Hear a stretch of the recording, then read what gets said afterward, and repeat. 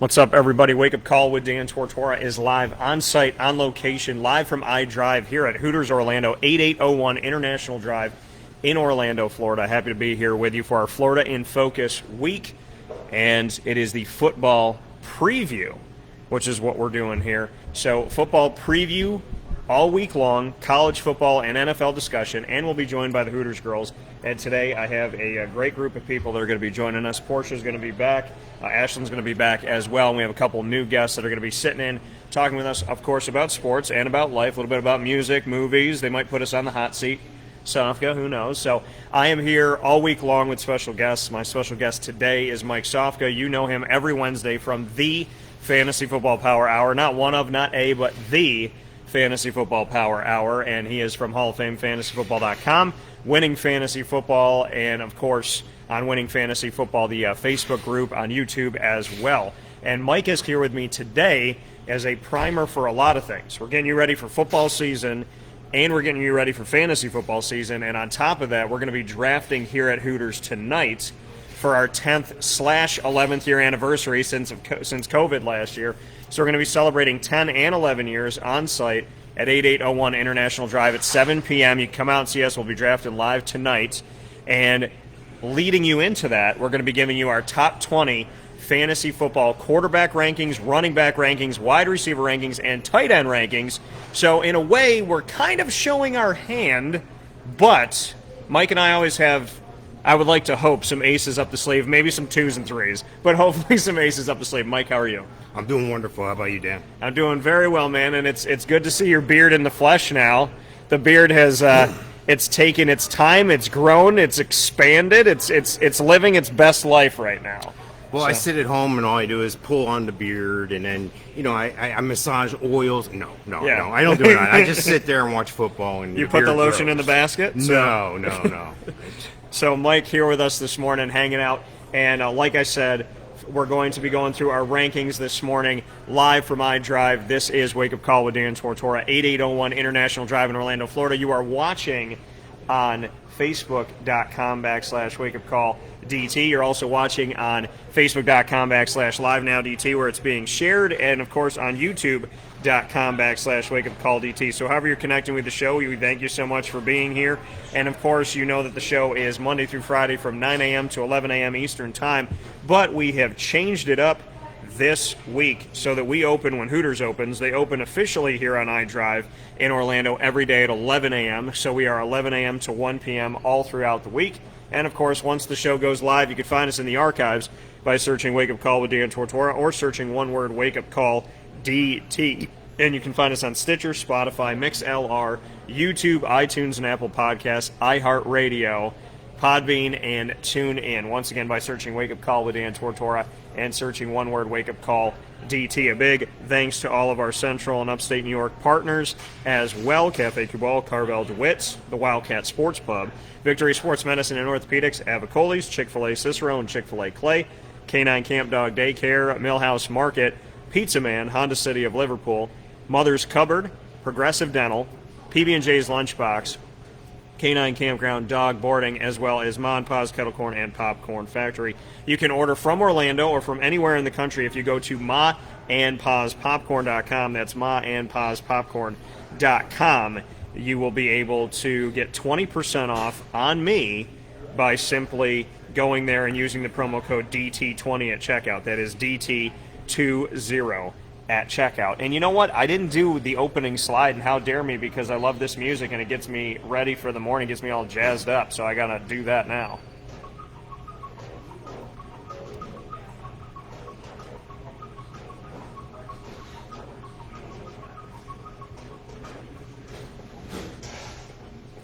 You always gotta wait until the beat drops. So Mike Sofka and I hanging out here this morning inside of Hooters. We're going to give our quarterbacks first.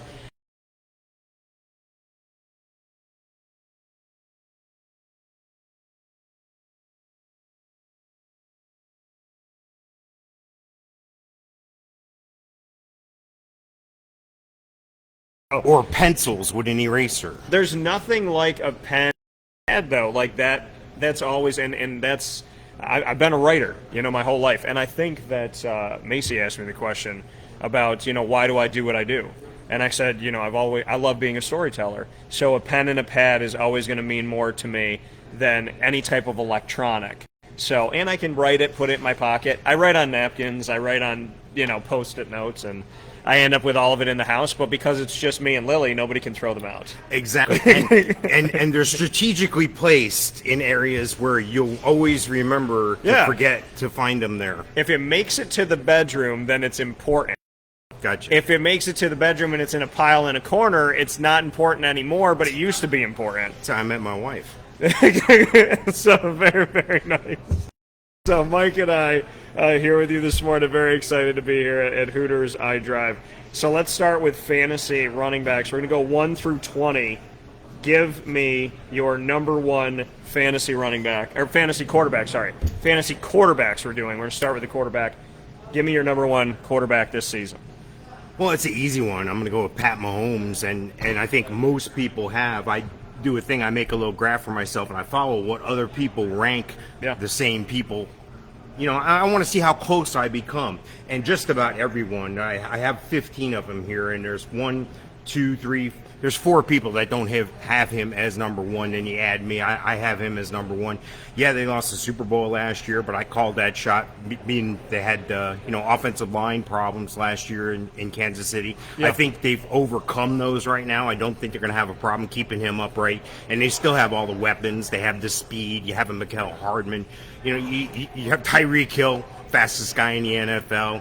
You have Clyde Edwards-Helaire. You have Travis Kelce. How can you not be the number one quarterback with all those weapons? So, absolutely, Patrick Mahomes. Yeah, I mean, I'm obviously not going to go away from that either. I'm picking Pat Mahomes as well. The man can throw right-handed, left-handed, on the run, in motion. I think in the Super Bowl he had gained and lost somewhere running around like 400 yards in that game. So he is a jack of all trades. He's a fantastic quarterback. He may dip a little bit statistically this year, but I do like what he offers to the table, and obviously he has Clyde Edwards-Helaire, like you said, Tyreek Hill, and Travis Kelce, so he should be okay. Did lose Sammy Watkins to Baltimore, though. Number 2. Oh, it's an easy one for me. Not so easy for other people, though. Josh Allen. Yeah. Josh Allen has got to be number 2, just based on what he was able to do last year. I don't think things are going to slow down for him. I think they're going to have a little more Zach Moss sprinkled in the offense. But, Devin Singletary is good to go. Dawson Knox is finally starting to show up. Emmanuel Sanders, I think he's long in the tooth, but I think he's just what this team needs. This team needs somebody that knows how to take things to the next level. It doesn't hurt when you have Cole Beasley or Stephon Diggs, but they need to know how to win. They need to know what it takes to get to the next level. That's why Emmanuel Sanders is there, and that's why Josh Allen is going to have another great year. Yeah, I'm going with Josh Allen as well. I mean, I said I would have had him number 1 if not for Pat Mahomes. I mean, his numbers have been fantastic. He has done an incredible job at quarterback. Statistically, he has been phenomenal coming out of last season, going into this season. One thing that maybe people didn't know if they weren't paying attention to him in Wyoming and whatnot is this guy can run. He gained 100 yards against Jacksonville when Jacksonville had Jalen Ramsey and the crew a couple seasons ago, and his numbers are fantastic. 4,544 yards last season. He averaged 284 yards per game. He had almost a 70% completion percentage, 37 touchdowns to 10 interceptions. So Josh Allen for me, I think he's got the upside. I think, again, that he could be close to taking 1. So I think Pat Mahomes is 1, but Josh Allen's a closer 2 than you think. Number 3. Yeah, Kyler Murray. I mean, look at the weapons that he has. You think DeAndre Hopkins. Now you add in an A.J. Green. And again, kind of like we talked about with Emmanuel Sanders, A.J. Green is there to help tutelage this younger wide receiver crew. I mean, outside DeAndre Hopkins. But Christian Kirk, we've been waiting for him to step up, and he hasn't stepped up. Andy Isabella is supposed to be fast. I haven't seen it yet. Rondell Moore is the name you want to keep your eye on. Rondell Moore is speedster. This guy's going to take it to the next level. This guy's going to supplant Christian Kirk in the starting lineup. You add in Chase Edmonds, sprinkle in a little James Conner. I know he's been dinged up but that's not what he's there for. He's not there to be the premier back. He's there to share the load with Chase Edmonds, and I think that's going to be a great combination. I think they've made defensive improvements as well, and you can't underestimate that when it comes to a quarterback. A quarterback likes to have a good defense simply because he needs to be bailed out sometimes, and, well, defense will get him opportunities to score at times by getting turnovers. So I think Kyler Murray deserves to be number 3. Yeah, I have Kyler Murray at number 3 as well. I thought about this a little bit, but, Kyler Murray can do a lot of different things. He's in an explosive offense. You bring in A.J. Green toward the tail end of his career. Rondell Moore, like you said, coming in to be a number 3, maybe a number 2 to supplant Christian Kirk, who hasn't taken the reins from Larry Fitzgerald. And then, of course, you have who I consider to be, spoiler alert for later in the show, the best wide receiver in the nation, which is DeAndre Hopkins. So, for me, he has the weapons. He is a weapon. And so by the numbers, I think Kyler Murray is going to do you right. And, when we look back at Kyler Murray this past season, just shy of 4,000 yards overall, almost 250 yards a game, 26 touchdowns to 12 interceptions. And we also know that he can take off a little bit. So Kyler Murray's got to be number 3 for me. I think some people go higher than Josh Allen with Kyler Murray. They might jump it, but I don't think they should. But in our draft tonight and in other drafts at the Wildcat and whatnot, if they decide to do it, I'm going to be okay with that. Number 4, which may surprise you with me, my number 4. What's your number 4? Well, my number 4 is Lamar Jackson. Okay. And I think if there's one person that some people might have ranked over Kyler Murray more consistently than others, it's Lamar Jackson. And he's a threat. He's a threat from the ground. But more importantly, they've improved some of his receiving options. So I think that there's going to be an opportunity for him to grow as a passer. You zig when everybody zags. That's how you're successful in these fantasy drafts as well. There's a big run on wide receivers. Well, you start over here with the running backs or what have you. You don't fall in line. You create your own line. They brought in Marquise Hollywood Brown last year. That didn't seem to be enough. Sammy Watkins is there. He's the veteran presence. But then Rashad Bateman, I look for him to have an excellent rookie year. Yeah. And J.K. Dobbins, if he can continue to grow like he has, the sky's the limit. So it's not all on Lamar Jackson, although Lamar Jackson does compose a large share of that rushing attack there in Baltimore. I think Lamar Jackson's number 4. Could be number 1 for some people, but I got him at number 4. Yeah, Lamar Jackson, for me, I don't have him in this spot. Last year I had Pat Mahomes, Lamar Jackson 2, so 1 and 2. This year, I have Aaron Rodgers at number 4. And I have Aaron Rodgers at number 4 because, yes, he is 38 years old, but he is a fine wine getting better with time. 4,299 yards last season, 268.7 yards per game, 48 passing touchdowns to 5 interceptions. It is the 3rd time in his career, I believe, that he had at least 40 touchdowns in a season passing. And this number of 48 was his highest ever. And remember, he's a Super Bowl champion. So 48 touchdowns to 5 interceptions. By the numbers, Aaron Rodgers arguably just had his best season almost overall. And he returns Devonte Adams, who I have very high up there in the wide receiver rankings. He has Aaron Jones. He has A.J. Dillon, who's going to be part of that 1-2 punch now. He brought back Randall Cobb. And, he's holding the team hostage a little bit, and they're going to have to at least make him happy or appease him for a season. So I'm going to go with Aaron Rodgers because the numbers don't lie. I know he's older than Lamar, but 48 touchdowns to 5 interceptions, I don't want to play against that, so that's why he's there. No, that's a great point. I mean, Aaron Rodgers statistically has always been a championship caliber quarterback. You were probably going to be in or near your championship in your league if you had Aaron Rodgers. Yeah, so for you, number 5.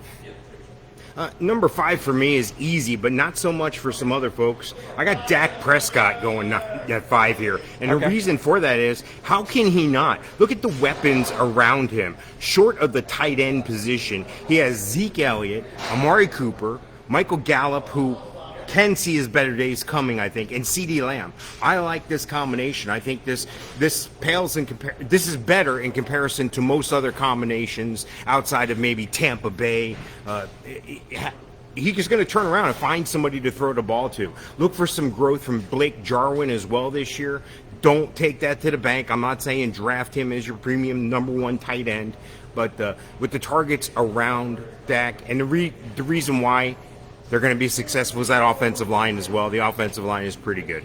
Yeah, and Dak's here on my list, but Dak is not here yet. My next one is Lamar Jackson. Now, Lamar Jackson is where he's at. I mean, you just described him. He's in my top 5. He dipped a little bit, just like Mark Andrews, his tight end, did from last year to this year for me. But, Lamar Jackson, still by the numbers, doing great things. And when you have a quarterback that can get you a few thousand yards passing and 1,000 yards rushing, he's done that in back-to-back years. He's been incredible in that respect, and numbers-wise and yardage-wise, he's definitely going to help you out. Looking at Lamar Jackson and what he did last season, 2,757 passing yards, almost 184 passing yards a game, 26 touchdowns to 9 interceptions, and as he would say, pretty good for a running back.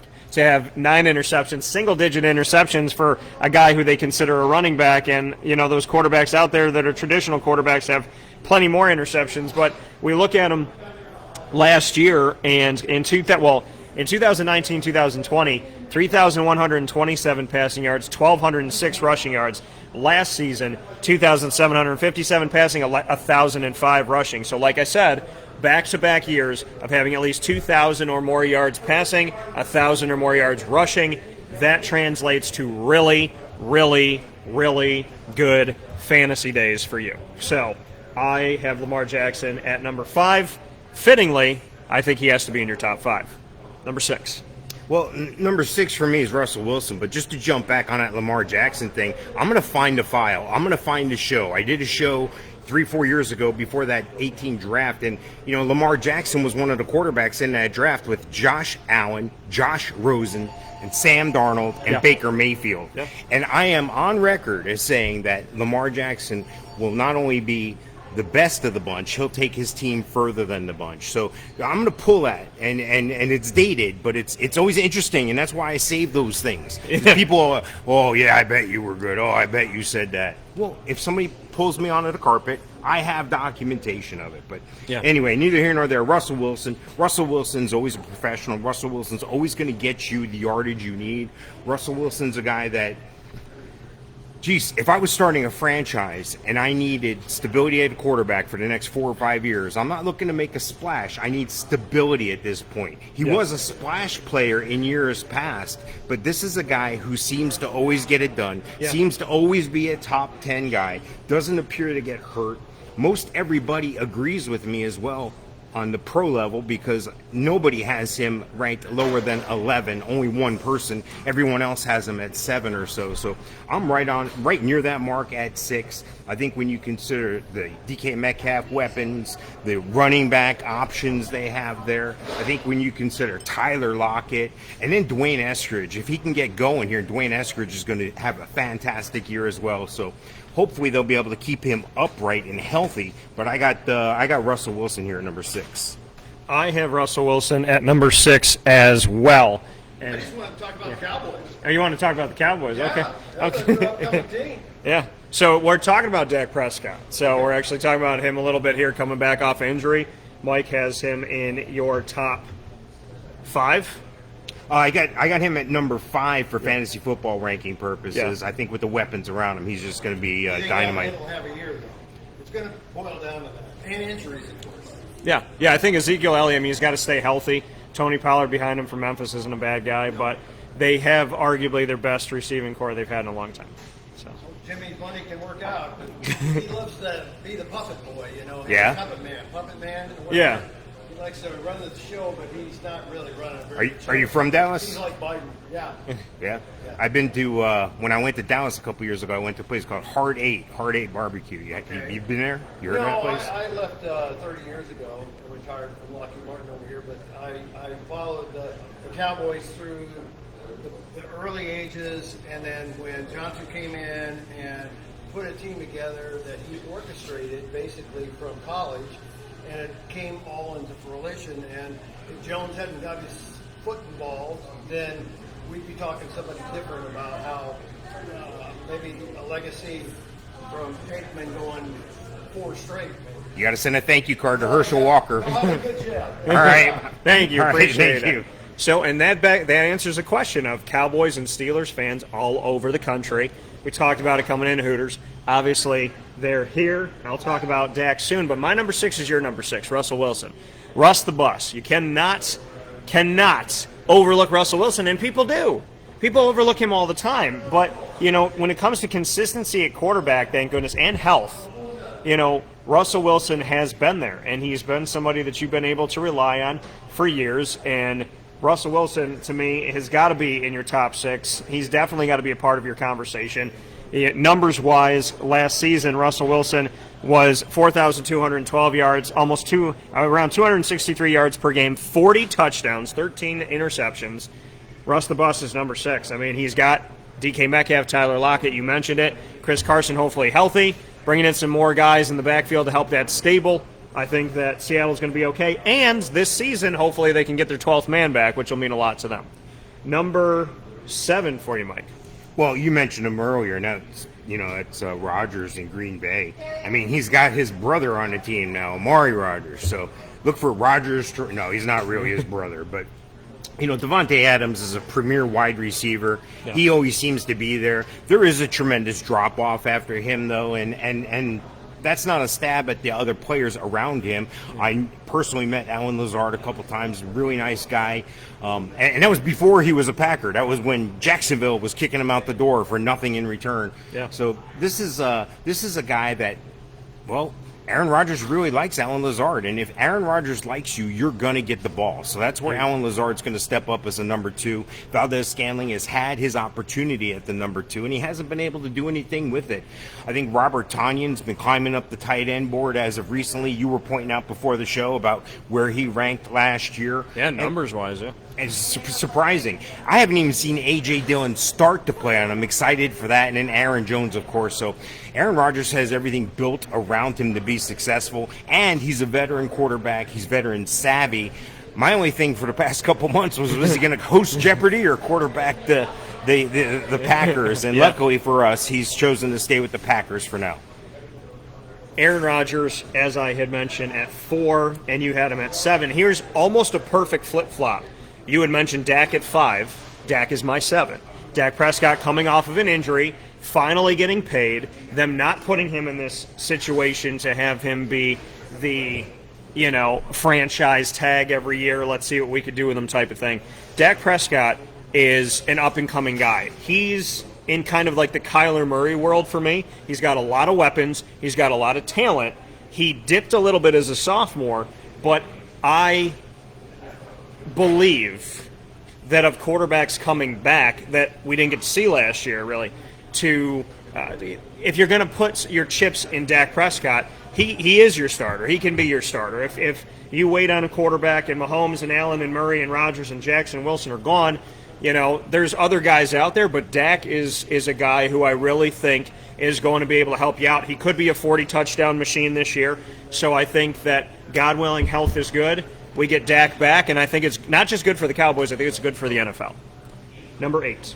Number 8, I got Justin Herbert, and I even surprised myself with this projection because I look for him to take a step back from his sensational freshman campaign in his sophomore year here. Yeah. I think the pressure wasn't on him last year, and the pressure's on him this year. I think nobody expected anything from him. Heck, he didn't even expect to start until 10 minutes before the first game. So This is a guy who I can see. He took a stab at it? Yeah, he was just like, well, this is what I've been training to do. Yeah, I'm talking about the Tyrod thing. Nice. So, that's funny stuff right there. I mean, for Tyrod, for goodness sakes, the Buffalo guy, and they bring him to the Chargers, and this weird, needle thing goes on. And, God bless you, Tyrod, because it was very unfair. We thought Justin Herbert was going to play, but week 7, week 9, not hi, welcome to the NFL. So Keenan Allen's a big target for him, always has been. If he can stay healthy, that's going to hold best for Justin. Also, Mike Williams, you throw him in the mix. And I like Josh Palmer, the new rookie here. So I think there's Austin Eckler. All he does is catch the ball out of the backfield. And don't forget about our guy, Donald Parham. I think he's going to take a giant step forward here, especially with Jared Cook in front of him. I think Jared Cook's, 154 years old? Yeah. Just had his 154th birthday a couple days ago, I believe. So Justin Herbert, number 8 on my list. Donald Parham Jr., I watched with the Dallas Renegades of the XFL, and I love that you're high on him because I'm high on him. He was one of the guys, I had a list of, there's 4 or 5 guys that you really thought, okay, when the XFL ended, these guys have got to get jobs. He was one of them, and I'm so happy he got it. P.J. Walker, my guy from Temple who went off to Carolina. to play quarterback for a little bit and back up Teddy Bridgewater last year. Jordan Ta'amu, who's been over with the Patriots recently, who played for the St. Louis Battlehawks in the XFL, which was very cool as well. My number 8 is right there with you. So my number 8 is Justin Herbert because Dak jumped. So I'm with Justin right there in the same slot. I, like you, put him in the same space. I, like you, was surprised that I put him there. So he's coming off of his rookie season. He didn't do bad. You know, he's got weapons, as Mike talked about. He's got Austin Eckler, who's great for PPR. 4,336 yards, 289 yards a game passing, 31 touchdowns, 10 interceptions. Justin Herbert, I didn't want to put him here because I didn't feel like the Chargers are ready. I don't know if he's like there yet. It's year number 2, but statistically you can't go against it. And when I looked at the other quarterbacks, I couldn't argue anybody above him outside of the 7 guys I had. So Justin Herbert takes the spot that he takes because he's deserving of it, in my opinion, which brings us to number 9, which I'm confident people may be very surprised that I did this. What did you have for number 9? Oh, I got to go with Tom Brady. I mean, I just take a look at all the weapons around him and the fact that they brought everybody back. The first team ever, I think, to bring back all 22 starters from a Super Bowl winning team. So Mike Evans, Chris Godwin, Scotty Miller, Antonio Brown. Watch Antonio Brown surprise people this year. Tom Brady's a fan of Antonio Brown, just like he was of Randy Moss, just like Aaron Rodgers is of Alan Lazard. So watch this guy blossom back into what he once was. He's not going to pull a Le'Veon Bell. I think Le'Veon Bell's long gone from the league, but Antonio Brown, watch him come out and have the best year out of all the wide receivers there. Then you throw in his old buddy Gronk that he always can depend on. Yeah. It's almost like when you grow up down the street from a kid and you're playing that backyard football, and you and that one kid always have that chemistry, and you can just look at each other and you know the route you're running, you know, and you're doing your thing. Ronald Jones, Leonard Fournette. I mean, they just got a well-rounded offense, and the defense is something else. I mean, for the ability for them to get after the quarterback in the Super Bowl, Pat Mahomes, for them to chase after him, again, win games and win championships in the NFL, you have to do 2 things. You have to protect your quarterback, and you have to attack the opposing quarterback, and that's what Tampa was able to do on both sides of the ball. That's why Tom Brady makes it in the top 10. And I do have to go on the record here. One of the people that I follow along with, there's like 15 of them, and I compare the rankings. One of them has him ranked as the number 1 quarterback this year. Now, I'm not going to go that far, but I will take a step back and think about that, because last year was a COVID year. Yeah. They were illegally practicing in parks in the city of Tampa before they were getting kicked out. Give Tom Brady a year in this offense. What can't he do? So there is some legitimacy to ranking him in the top 10 just because you're giving him a full year in that system, and now he's familiar with these guys. Look out NFC, look out Super Bowl. They could be coming right back. Well, I think it's funny that you said now he's familiar with the guys. When he came in his first year, he won a Super Bowl with them. So to get a little bit more familiar with the people that you just won a championship with. Super Bowls will put you together. Yeah. You know, and if you're that comfortable when you're uncomfortable or you're getting comfortable, then I can't imagine what you'll be comfortable. You talked about chemistry, and when somebody throws the ball, you know where they're going. That's us, because I thought I'd surprise people. Apparently I don't surprise Mike. I, at number 9, have Tom Brady for the Tampa Bay Buccaneers. And you've been to my site. I've been to mine, too. No, I'm kidding. So 4,633 yards, was only 3rd. There's only 2 guys ahead of him last year, Deshaun Watson and Pat Mahomes, in yards, total yards. Tom Brady had almost 290 yards a game, 40 touchdowns, 12 interceptions at 82 years old. And I mean, really, at 44, 45, this man could be winning another Super Bowl. I think he wants 10 rings. I think we're way past my precious. And how could you not put him at number 9? Statistically, I used to say that, fantasy football-wise, he didn't really make as much sense because he wasn't high numbers. Maybe he's in the 20s, but not in the 40s. Last year, he was bailing my butt out when I picked him up. I had him and Joe Burrow. Joe Burrow's getting me 50. Brady's getting me 60. I got to sit Burrow because Brady's getting me too many, and between the two of them, 110, 120 points a game or a week. So Tom Brady has got to be number 9. In reality, he's fantastic. In reality, he is the GOAT. Yes, I have admitted that finally for you people out there that were playing the home game. And I put him at number 9, like Mike, because maybe you don't have him there. Maybe you didn't think about this. But if you look at the numbers, it's there. It's proven. It's set. And like you talked about with chemistry, I didn't see your list. You didn't see my list. I haven't looked at your list. You're announcing it while I'm announcing it. And I thought I would shock and awesome people, but not my trusty wide receiver that I throw to every day. Number 10. Number 10, I surprised myself a little bit, but then when I looked back again over the stats and thought back over the previous year, Ryan Tannehill. This makes all the sense in the world, especially now that Julio Jones is in the mix. That takes the pressure off A.J. Brown. Who's your number 1 corner going to cover? Julio Jones or A.J. Brown? You got to make a difference because the other one's going to get the ball. The other one's more than likely going to go off on you for 100 yards. Yeah. Mix in a Josh Reynolds, Derrick Henry. I mean, all you have is the number 1 rusher in the league there. How can you not work when they've got so many men creeping up to the box to stop Derrick Henry? Yeah. This is going to be a huge year for Ryan Tannehill if he and that offense can continue to take the next step. I like Ryan Tannehill at 10.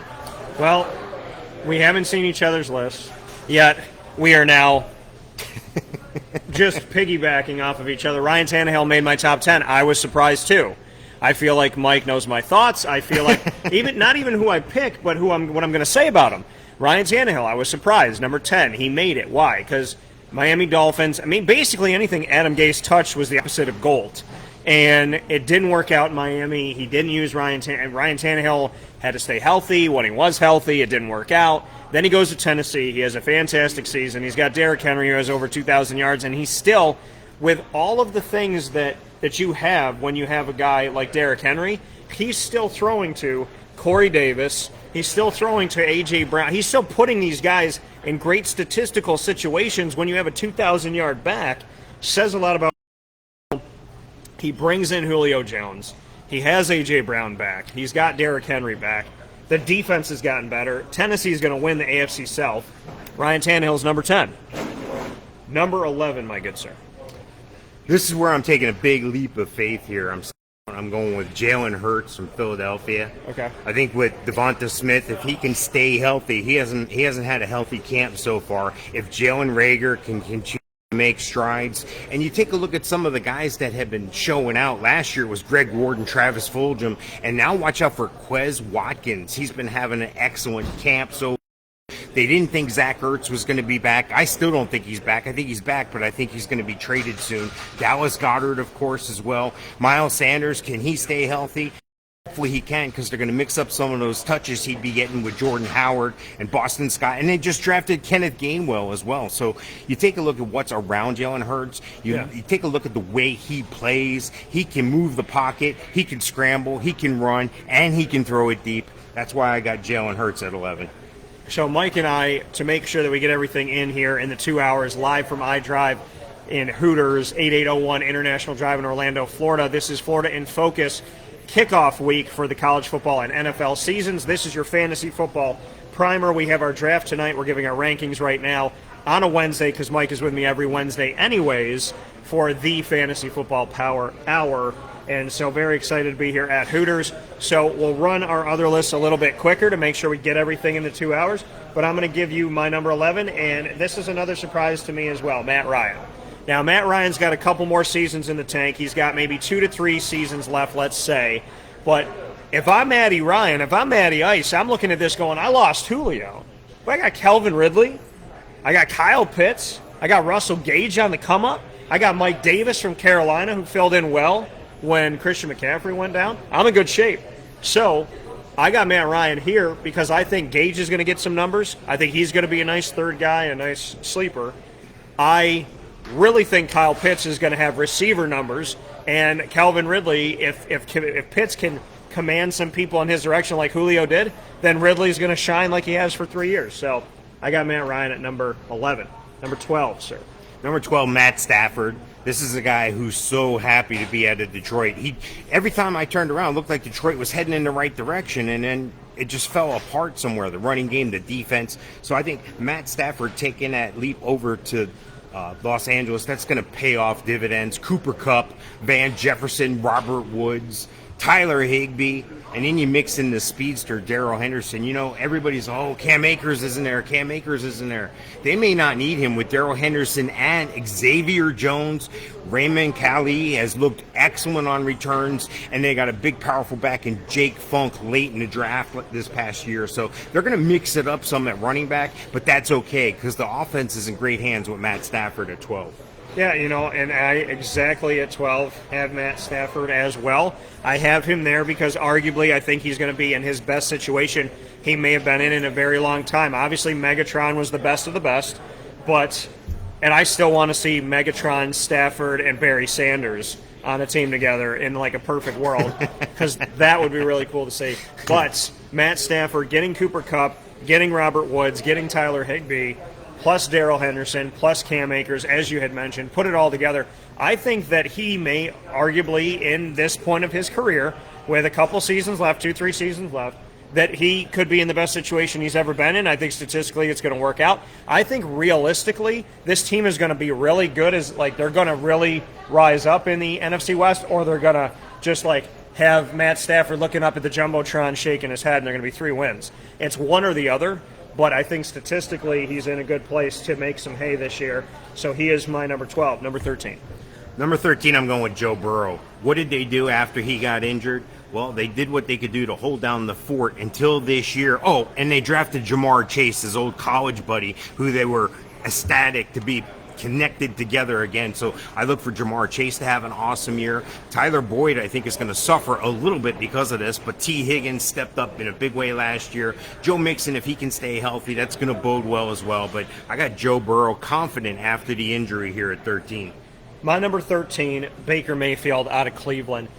Baker is dealing with the change at wide receiver. And it's not even necessarily change in personnel. It's Odell isn't what he used to be. Jarvis, we don't know. And the other guys, no names. Rashard Higgins tried to do some things last year. I like Baker because he's surrounded by talent, but Baker's not my number one quarterback. If I'm drafting Baker, he's my backup at this point. I'm going to put him at 13 because I think he should be a little bit higher than others. But he's one of the guys that I'm hoping I don't have to draft to rely on. But he's my 13. Number 14. Number 14 is going to shock some people. It's Trevor Lawrence. I think you look around at the weapons that he has, DJ Chark and Marvin Jones. Marvin Jones has played in the Darrell Bevel offense before, and Darrell helped him before in Detroit become a star, essentially. I think Laviska Shenault is like a Swiss Army knife. I think they're going to use him all over the place. Oh, and then you mix in that Trevor Lawrence has his pocket man, Travis Etienne. That's the nice dump out for him as well. So that's going to take over where most teams would utilize an H-back or a tight end. That's going to be the Travis Etienne role because they have an awesome rusher, came out of nowhere last year in James Robinson. So I look for Trevor Lawrence to take a big step up. I got him at 14. Now listen very carefully. I want you to take him in the draft, but I want you to take him late. He's got an average draft position of the 9th round, the 6th pick. So come the 9th round, if you want a backup quarterback and Trevor Lawrence is still there, that's the guy to take. I tell you this, and I'm not a big fan of backup quarterbacks, but he's going to step right into where your number one stepped out if your number one gets hurt. And 33% of the quarterbacks in this league go down every year and miss some time. So put that guy in your pocket for later use. Trevor Lawrence, number 14. Yeah, Trevor Lawrence made my list, but not yet. My number 14 is Kirk Cousins. Kirk Cousins out of Minnesota, by the numbers, is better than what people think. And I think that, it's easy to kind of forget this guy, but last season, 4,265 yards, just about 267 yards a game passing, 35 touchdowns, 13 interceptions. He has Adam Thielen, and he has a giant come-up. And what a rookie season for Justin Jefferson, over 1,000 yards receiving. So Kirk Cousins has got to be my number 14 because I don't care if you like him or not. I don't care if it's a household name or not. I don't care if he's somebody that gets you all excited. At the end of the day, do you want to win or do you want to lose? So Kirk Cousins is my number 14. 15. Yeah, I got to go with Matty Ice. I got to go with Matt Ryan. Matt Ryan seems to have everything coming together for him, and then they can't get the running game going here in the past couple of years, and that's a shame. Oh, and Julio Jones is gone now too. But what did they do? They brought in Kyle Pitts, who some people are taking in the first round of fantasy drafts. I'm not telling you to do that. I'm going to tell you the average draft position where to take those guys. But what I am telling you is that Matty Ice is a guy who can take advantage of the tools around him. Calvin Ridley, look for Russell Gage to step up again this year. Look for a Christian Blake, but also look at draft picks Antonio Nunn and Frank Darby. But Kyle Pitts is going to be the man, and everybody's going to say, oh, Hayden Hurst. Nothing. I don't want him. I've tested the waters in leagues that I have, dynasty leagues, trying to give Hayden Hurst away, and no one will take him. And that only tells me that I'm absolutely going to be correct in this. Hayden Hurst will end up with top 15 numbers because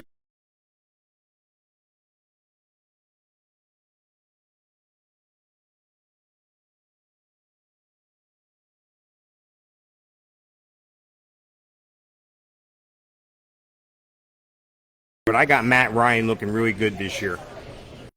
Number 15 is somebody that you mentioned recently, somebody that I mentioned something out last year before he got hurt, and that is Joe Burrow. I drafted him as a backup, as a rookie. Joe Burrow, not only did he have good numbers last year, give me like 50 points a week, 40 points a week, somewhere around there. Joe Burrow doing a phenomenal job. Like I said, the only reason why I was on my bench was Tom Brady was getting like a couple more points, but close. And Joe Burrow now getting Jamar Chase with him in Cincinnati. He's got Joe Mixon. He's got a great T. Higgins connection there where you get to see Alabama and Clemson on the same team. Awesome. And so, LSU and Clemson on the same team. So, love seeing that. People at LSU are like, oh my God, you said Alabama. But I'm sorry, I know I'm in SEC country in Gator Town.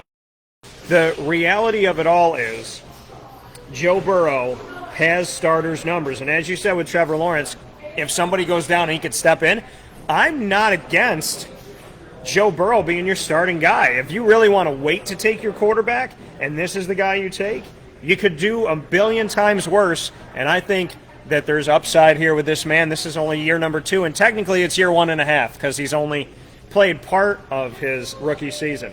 Number 16. Well, number 16 is the Mendoza line. That's halfway through, basically. And it used to be Andy Dalton for me, year in, year out, week in, week out. You can always count on Andy Dalton being on the waiver wire. He's going to be an average quarterback, putting up average numbers. Yeah. That's where I got Kirk Cousins. And that's not always a bad thing. But take a look at the weapons around him, and you can see that he can back up your number 1 quarterback. Take a look at Justin Jefferson, who's going to be off the charts this year. I've seen him as high as the number 3 wide receiver this year. They still have Adam Thielen in the fold. Stephon Diggs, of course, is gone, but I need Irv Smith Jr. to step up big here. This is a big year for him, a contract year, and Dalvin Cook needs to stay healthy. If all those things can happen, yeah, Kirk Cousins is going to be at least the lowest, the number 16 quarterback. Yeah, my number 16 is Big Ben because the bell has rung and has tolled. We don't know when it's going to happen. Before Aaron Rodgers, he thought about retiring, and is he going to come back and what's he going to do? Now, we know that if you get a team quarterback situation like you get in all the wake-up call leagues, including the Florida League that will draft here at Hooters tonight, August 18th at 7 p.m., come out and see us on 8801 International Drive here, hanging out. We're at the year number 11, which is how Mike and I met.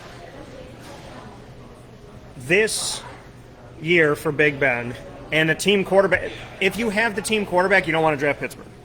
Because if Big Ben goes down, which I'm kind of concerned because he has in recent history, Mason Rudolph, Josh Dobbs, Dwayne Haskins, I don't feel good about it. None of it. But if Big Ben stays healthy, Juju Smith-Schuster, Deontay Johnson, James Washington, and about 37 running backs. So I like Big Ben at 16. If he's healthy, he can put up the numbers. But unlike Aaron Rodgers, who would fall down a list, Aaron went up my list, Ben went down. Aaron went to 4, Ben went to 16. Number 17. Number 17 is Tua Tagovailoa. I think he's going to have a step up year. A lot of people are down on him. A lot of people think he sucks and he's not going to stop it already. He's got Will Fuller. Every time the guy suits up, he scores a touchdown. Devontae Parker still in the fold. Albert Wilson can stretch the field. And they bring his buddy, his old college friend, who I think was the best wide receiver in the draft, in Jalen Waddle onto the team. Now, they're going to mix it up at running back a little bit with Malcolm Brown, Myles Gaskin, Salvin Ahmed, like we saw last year. Yeah. I think Tua is going to have an excellent year this year. I think Tua can be your backup as well. I got him at 17. You got Tua at 17. I'm close with that. I have Trevor Lawrence at 17.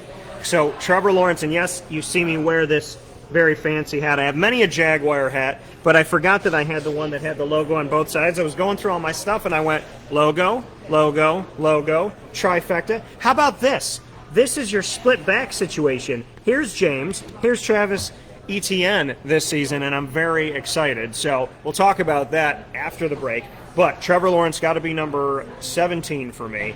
He makes my list because I believe he'll step in right away. He has lost 4 games in 7 years from high school to college, and he is an incredible, incredible player. He's also the most attractive Hanson brother from what I was told from, I think, Entertainment Weekly or whatever it may be. So a big shout-out to Trevor Lawrence. Thank you for what's to come because I'm excited. Number 18. Number 18, I'm going to go with Ryan Fitzpatrick, the Harvard man, the smart guy, the guy that can air it out, the guy that can catch you up if you're behind in the game. The thing is Washington has a pretty solid defense. So this is an interesting matchup here with Ryan Fitzpatrick throwing to Terry McLaurin, Adam Humphries, and Curtis Samuel. People are down on Curtis Samuel going over there. I don't know how you could be down on Curtis Samuel. All he ever does is put up numbers. Oh, and then you mix in Diami Brown into the mix. Look out. They got a tight end now in Logan Thomas, and they just drafted John Bates as well. But Antonio Gibson is the bread and butter of this team. He's going to catch the ball.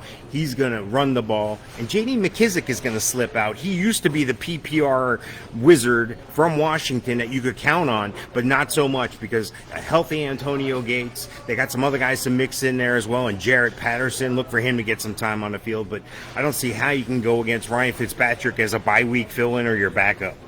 Yeah, and it's funny because we're one off at this point. So we start there, we kind of go to a couple different places, and we end up back right there together again. You had Tua Tagovailoa at 17, I have him at 18. So the Miami Dolphins quarterback, Jalen Waddle coming in, like you said, that relationship that he has. Devontae Parker's on his last leg. Mike Gesicki is a good tight end. If Tua stays healthy, I love Tua. I love his story. I love what he has to offer. I think he's good for Miami. And I'm excited to see what he's going to do. So I put him at 18. He's a backup on your team, but he's still good, serviceable. I don't even want to say he's serviceable. I think he's got an incredible upside, and the only concern I have is just him staying healthy. Number 19. Number 19, I'm going with Derek Carr. I think he's got the right coach for him in Gruden. But more importantly, he's got a speedster in Henry Ruggs who hasn't been able to show us what he can do yet. That worries me, but I'm going to continue to put my faith in Henry Ruggs. Brian Edwards, if he can stay on the field, and Hunter Renfrow as well. We talked about Hunter Renfrow in years past here. Josh Jacobs is the guy that surprises everybody. And who can forget what Kenyon Drake did just a couple short years ago in Arizona. So there's definitely weapons around him. Darren Waller's the guy you want. He's definitely a top 3 tight end, and this is going to continue to make Derek Carr's job easy. If he can continue to find Darren Waller, that's how this offense is going to run. That's how Derek Carr is going to be your backup quarterback on your fantasy team at 19. And it's funny you said Derek Carr because I just clicked on him by accident. My number 19 is, again, one off from you. Fitz Magic. I didn't know if I was going to put him in my top 20. And everything that you have done, I have done in a way. So either Mike and I are both crazy or we're both smart. We'd like to think that after all these years of fantasy football and me having 3 championships in the last few years, that I think the hardware states itself and Mike having a bust in the Fantasy Hall of Fame. So Ryan Fitzpatrick, number 19 for me. On a new team, doesn't matter. He's played with about half the NFL at this point. And getting Terry McLaurin is great. And, I mean, he's Old Man River, he's Father Time, he's Paul Bunyan, he's got a beard like Mike, and he's, just as good of a passer as Mike Sofka, too. So that says a lot about you. But Fitz he's good. And, this is an Ivy League mind who, and they say it's a mental game. That mind is definitely working in his favor. His talent's working in his favor. and he's somebody that Ron Rivera and company trust, and I like what he can do, and I think that definitely Ryan Fitzpatrick, you could do far worse in your second option at quarterback, number 20. Number 20, I'm going with Big Ben. I'm going with Big Ben, even though he's going to be under center more, and even though he doesn't have the weapons that he had before. You could argue he's got more dynamic weapons now, but these are a lot of young, untested weapons. And up-to-the-date news here, Chase Claypool got injured at practice yesterday. They said he avoided a catastrophic injury, but he's having an MRI today. So as we speak, we don't know the status of Chase Claypool. But neither here nor there when you combine that with the, Smith-Schuster. You got Chase Claypool, Deontay Johnson. They just drafted Pat Freiermuth to go with Eric Ebron and Najee Harris. So no matter how bad their offensive line woes are, even though they may be back to the right track, I can't count on Big Ben to put up huge numbers, like top 10 numbers, but he is worthy of a spot at number 20. Yeah, and my number 20, we really, in all honesty, covered the same 20 guys. And like I said, in the middle, it changed a little bit. Top was similar, bottom was similar. My number 20 that rounds it out is Jalen Hurts. He's got a lot of questions for me. That's why he makes number 20, but dynamic is what he is. And so I'm excited to see what he can do. And that's why he makes my list to round it out at number 20. But outside of that, I think the biggest question mark quarterbacks, Daniel Jones of the Giants, Zach Wilson, rookie of the Jets. Carson Wentz, if he can stay healthy, God willing, of the Colts. Phillip Rivers, is he coming back? That's another one with the Colts. Deshaun Watson, the big questions off the field. Jimmy Garoppolo and Trey Lance, where San Fran goes. Jameis or Taysom Hill, where New Orleans goes. Those are probably areas to stay away from for now, especially in your draft. Sam Darnold in Carolina, a lot is contingent on him. Andy Dalton and Justin Fields in Chicago. Those are my question mark guys and question mark situations. With that being said, Wake Up Call with Dan Tortora is live from iDrive. We're hanging out here at Hooters right here on 8801 International Drive in Orlando, Florida. This is Florida in Focus Week as Wake Up Call with Dan Tortora is live from our second home of the great Sunshine State. Here with Mike Sofka, talking fantasy football. We will be back right after this fast break with plenty coming up. And like I said, we'll run through these lists a little bit quicker to make sure that you get everything in your 2 hours. Running backs, wide receivers, and tight ends coming up next. Mike and I will try and find 20 tight ends to talk about. Maybe we'll stop at 4. Maybe that's how we hit 1 o'clock on time. We'll be back right after this. Stay with us.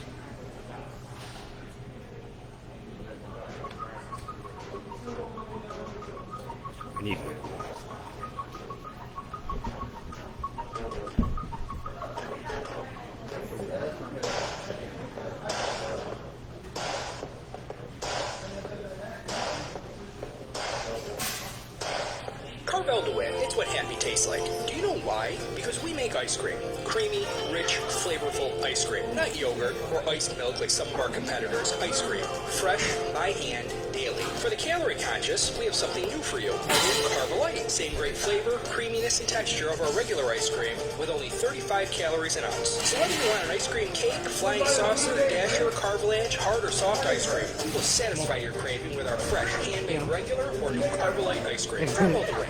It's what happy tastes like. Oh, okay. Part of being retired, man. You gotta live it up.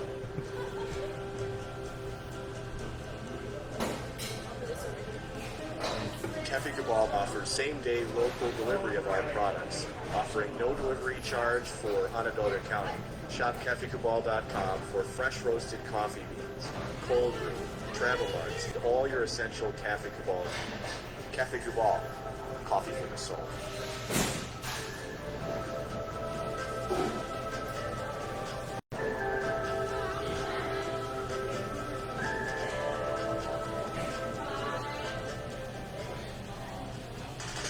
The Wildcat Sports Pub in Camillus, New York is located on 3680 Milton Avenue in the Home Depot Plaza. It is your family-friendly sports bar and restaurant.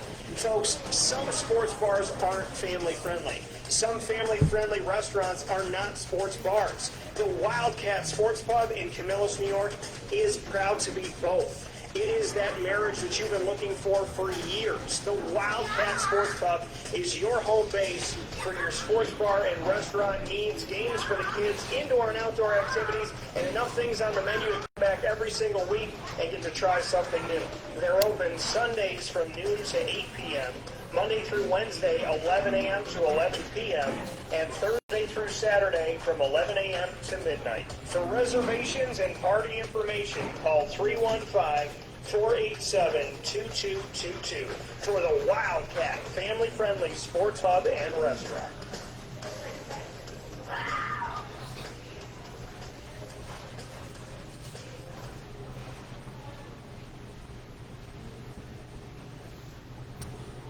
And a welcome back here to Wake.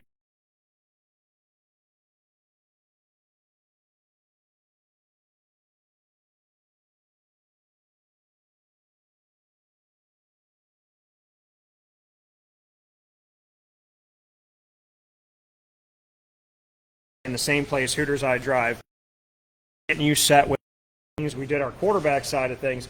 It's now time to get into fantasy running backs. Mike, in order for us to run this a little bit quicker here, we're going to go 1 through 5, 6 through 10, 11 through 15, and then 16 through 20. So I'll let you start off with your top 5 running backs. Yeah, number one's easy. You got to go Christian McCaffrey. I mean, I'm not telling you anything new. I'm not telling you anything anybody doesn't know already. Christian McCaffrey is the number one running back, whether you're PPR or not. He's going to get you the yardage. Yes, they did draft Chuba Hubbard, but they have a great team all the way around. Wide receiver, quarterback. I believe in Darnold, so I think Christian McCaffrey's going to have a great year.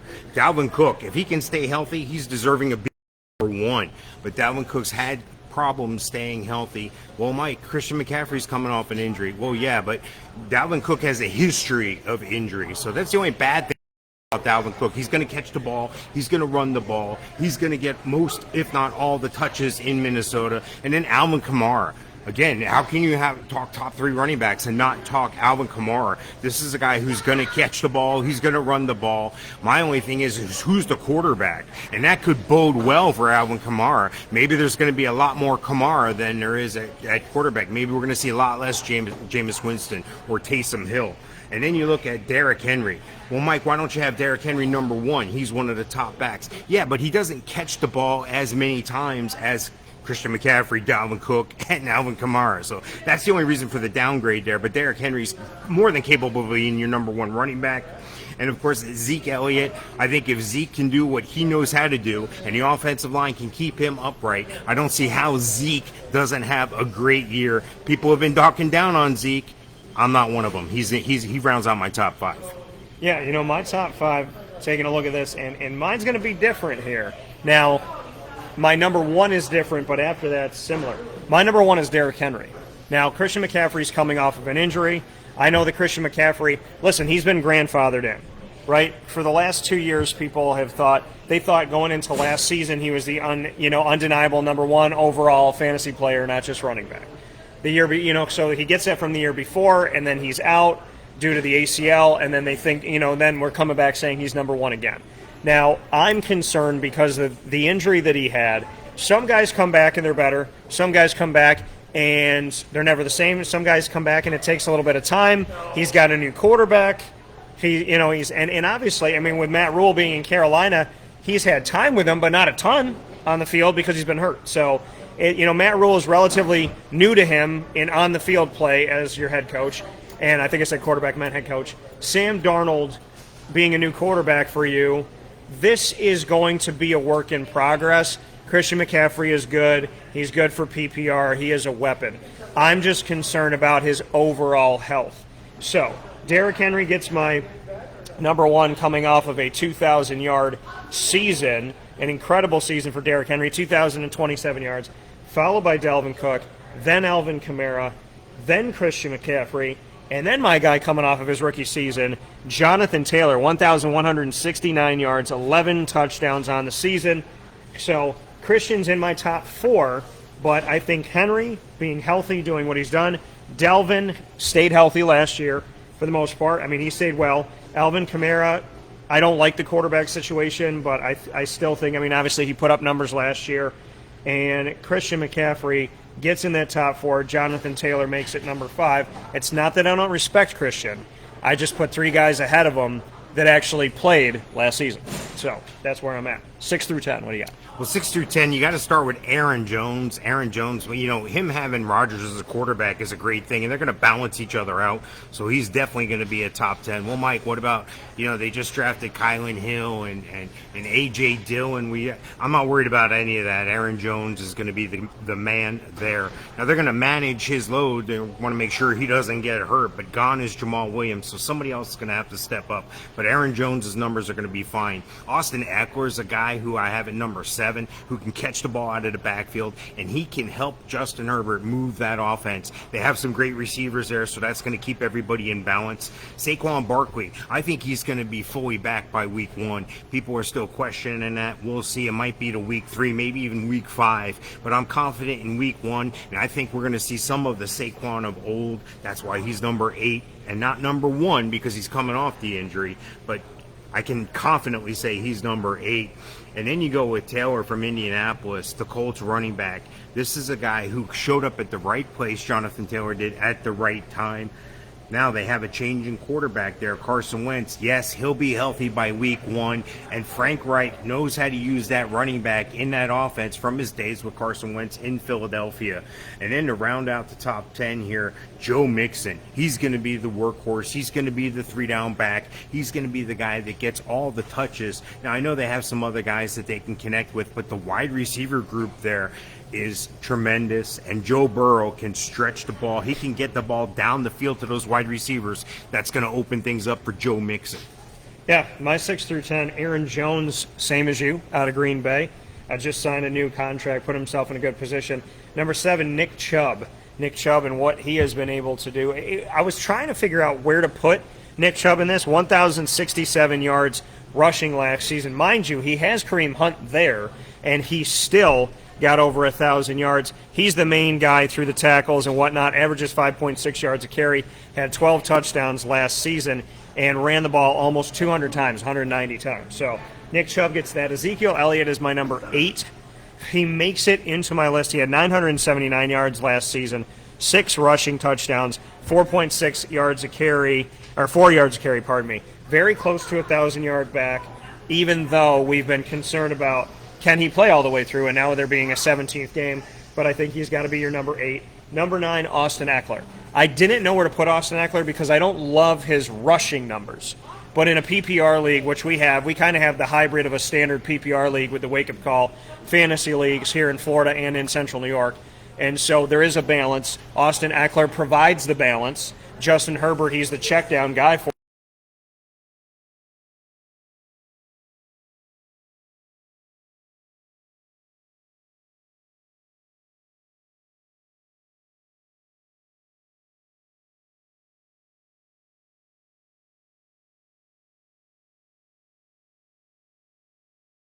my top 10.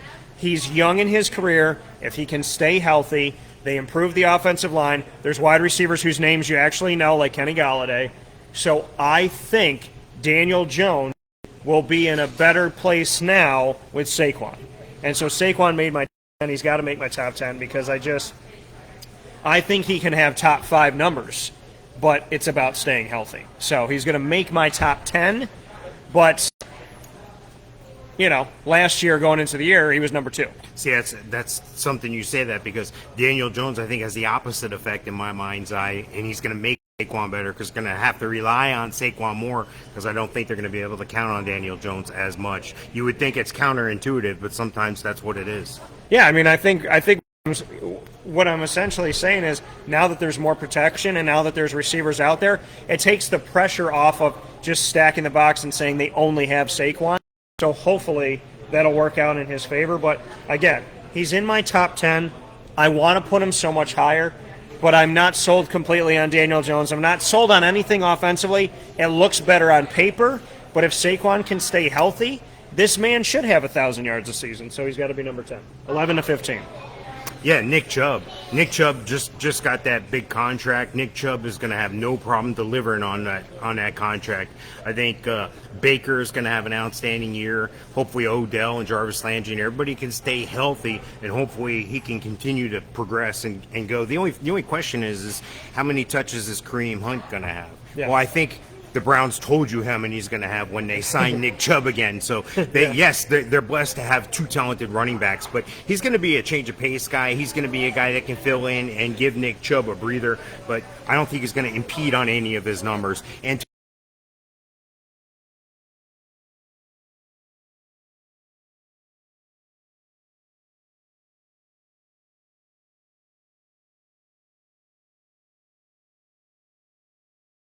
Gibson's perfectly capable of being a 3-down back for them, and they like that. DeAndre Swift, number 13, he better get it done. They brought Jamar Jefferson in, and they're going to rely on him more. Jared Goff is not Matt Stafford, but I can't speak as highly as for their receivers there as well either. So I think DeAndre Swift is going to get his fair share of touches. Hopefully he can stay healthy as well. Clyde Edwards-Helaire, who I have at 14, with that offense and those weapons and that quarterback and Pat Mahomes, how can you not have this guy somewhere in the top 15? I've seen him ranked as high as 11. I've seen him as low as 20. So I got him at 14. That's pretty much right there on the mark. And Najee Harris, I think just because he's the guy, but that's why they drafted him. He could be the guy. My only questions are the Pittsburgh offensive line. I think they're hoping that's going to improve. Ben's going to be under center a little more. We'll see how that bodes for Najee Harris, but look for Najee Harris to be a every down back, a 3-down back, and look for them to get every mile out of him that they can as a rookie. Yeah, my number 11, I gotta go with, really somebody who, again, I don't think people give enough respect to. He had over 1,000 yards last season, 1,065. He had 12 touchdowns. Yeah, he only averaged 3.9 yards a carry, so he's got to get better there. He played in 15 games. Is Josh Jacobs from Las Vegas. So weird to say that Vegas has a team. But anyways, the Las Vegas Raiders, I got to give it up to Josh Jacobs at number 11 for me. If people pass on him, I'm okay with that. Antonio Gibson out of Washington, another guy from Memphis. Every single year they're churning out Memphis running backs. Mike Norvell, great for doing that. And mind you, he's with FSU now, so pay attention.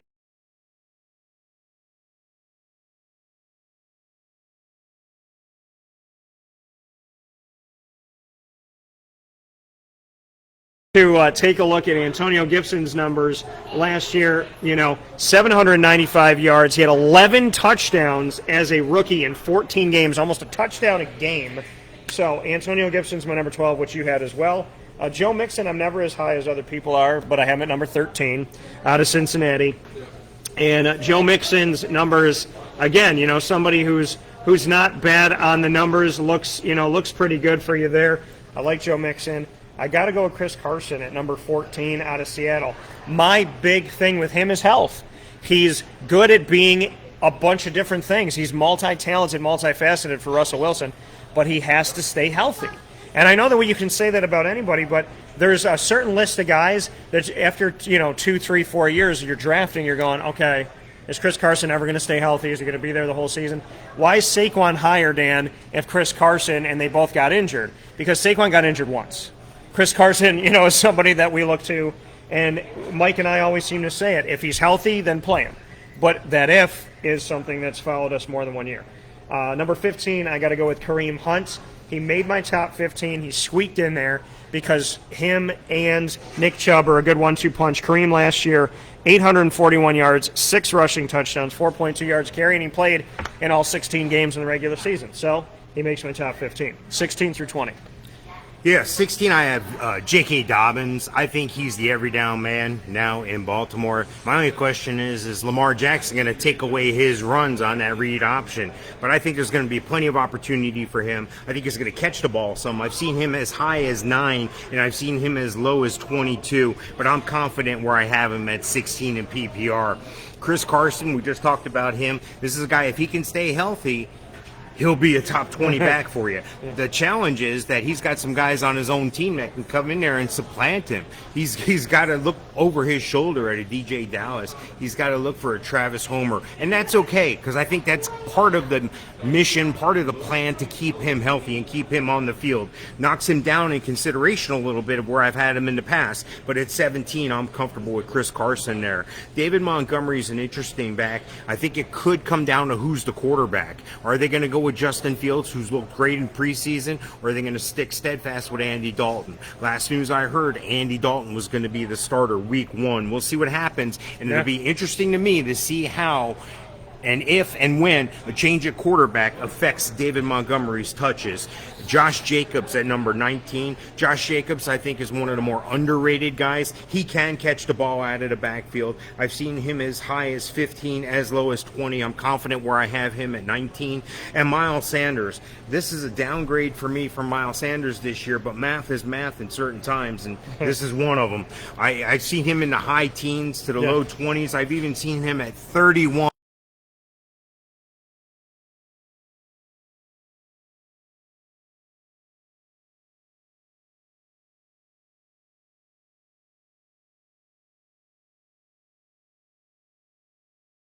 16 through 20.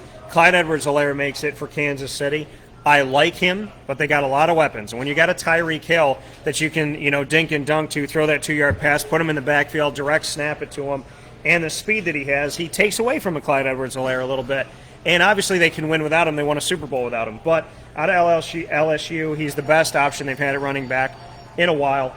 And so I have to put him in my top 20, and I put him above a few guys because there's the hope, there's the upside, there's the opportunity in that explosive offense for him to get something done. And because Pat Mahomes can elude so many people, to be able to just drop it off to him if he's chasing them and he was able to just kind of toss it to him in motion, that could help out. Same type of runaway and toss in motion. J.K. Dobbins is my number 17, Baltimore, with his relationship with Lamar Jackson. And then my number 18 is Deandre Swift. I had him at 20, moved him around. Mike Davis of Atlanta makes my number 19, the backup in Carolina to Christian McCaffrey, who's now in Atlanta. Mike Davis really showed that he could get it done. Mike's been all over the NFL. He's been in Seattle. He's been with San Fran. He's in Atlanta now. He was with Carolina. And then rounding out my top,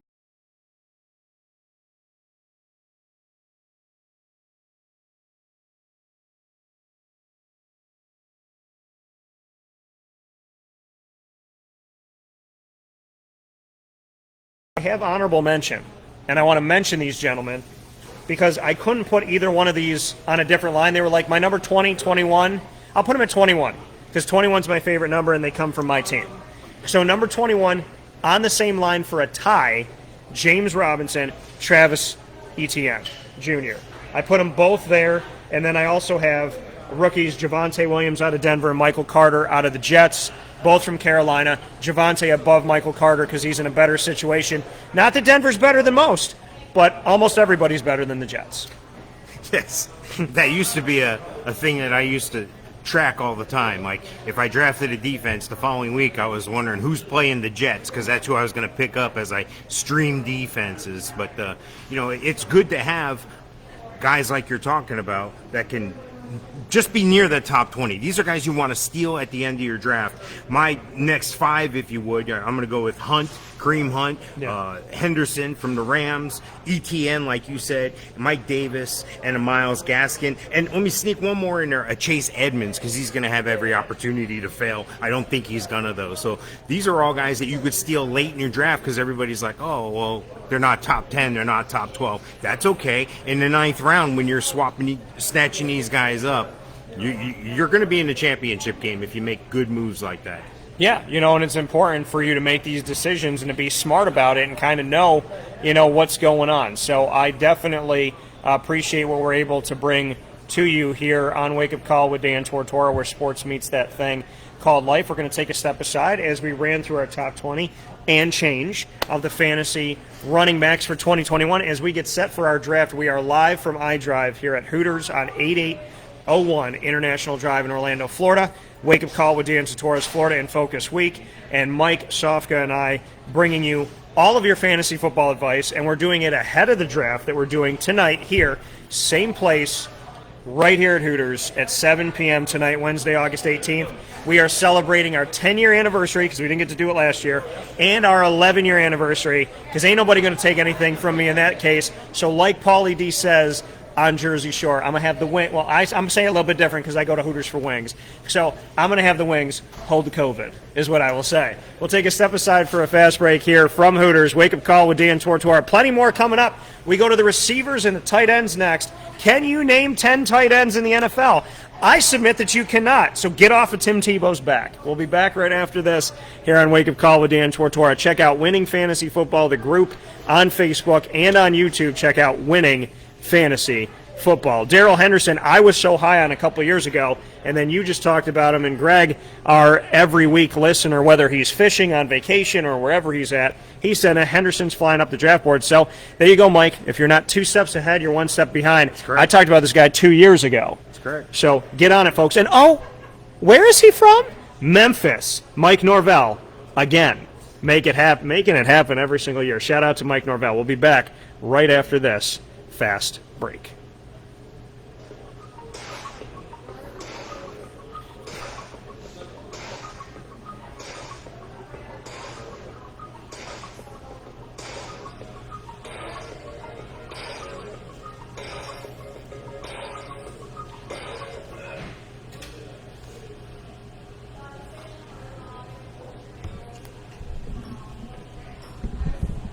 In these unique times, there are those in our community that give us a sense of normalcy and positivity. Pizza Man on 50 Oswego Street in Baldwinsville has been here for you for over 35 years and is here now. Call 315-638-1234 or order online at pizzamanbville.com to bring those familiar tastes into your home. And remember to come see our monthly on-site broadcasts centered around the community and our Baldwinsville beats. Pizza Man in Baldwinsville. Any way you slice it, they are always here for you.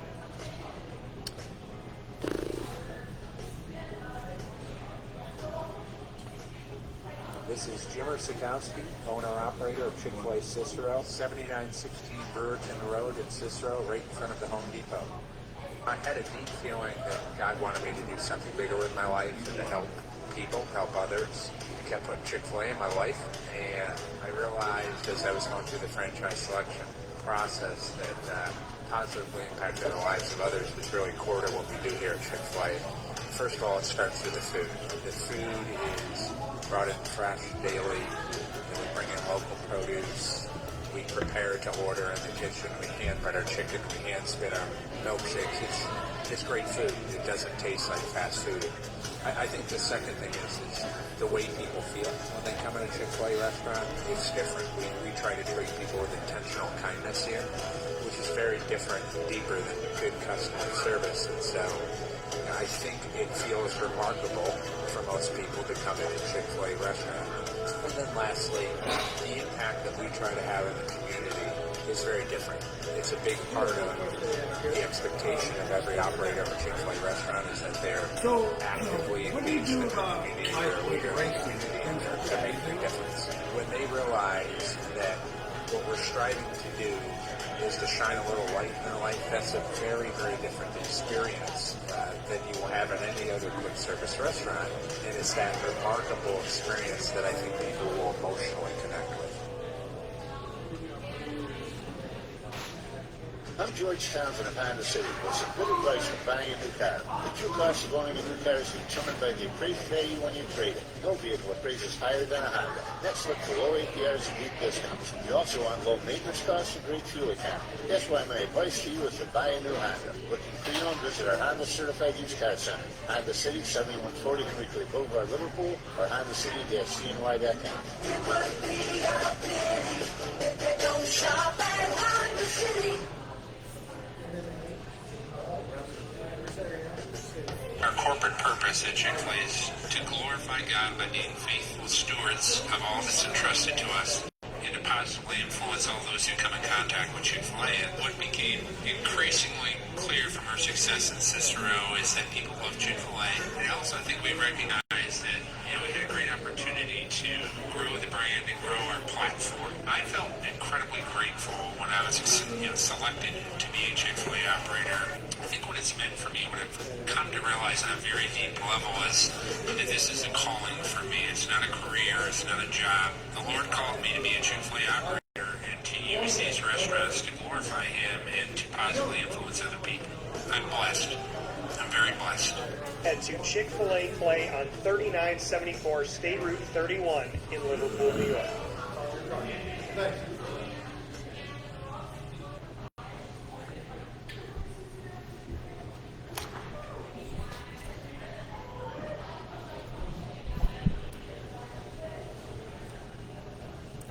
Welcome back here to Wake Up Call with Dan Tortora, live from Drive. We are on site, on location in Florida in Focus Week, bringing you college football and the NFL conversation, fantasy football today with Mr. Mike Sofka. You know he's with me every single Wednesday a.m. to 11 a.m. in our normal schedule, and with us being here at Hooters on 8801 International Drive in Orlando, Florida. They open right at 11 o'clock, so we changed our time for this week to be 11 a.m. to 1 p.m. so that we can be with you the moment the door opens. We open here, right here, as the microphone turns on, and we go live on Facebook.com/WakeUpCallDT, Facebook.com/LiveNowDT, as well as YouTube.com/WakeUpCallDT. And, of course, you're listening on MixLR.com/WakeUpCallDT and on WakeUpCallDT.com. Once the show goes live, you can find us on Stitcher, Spotify, MixLR, YouTube, iTunes, and Apple Podcasts, iHeartRadio, TuneIn, and Podbean by searching Wake Up Call with Dan Tortora, or one word, Wake Up Call.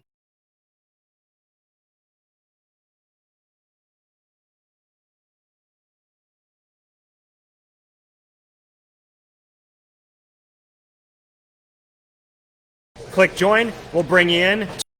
Mike's wearing the right clothes, and Mike set me up too and gave me a little surprise today as we have our winning fantasy football shirts. And we are happy to welcome you all to the group and do some really cool things all throughout the year with winning fantasy football. Of course, the YouTube page that you can check out as well. It's time to get to our fantasy wide receivers as we're setting you up for your fantasy football season. And Mike and I are setting each other up for our draft tonight.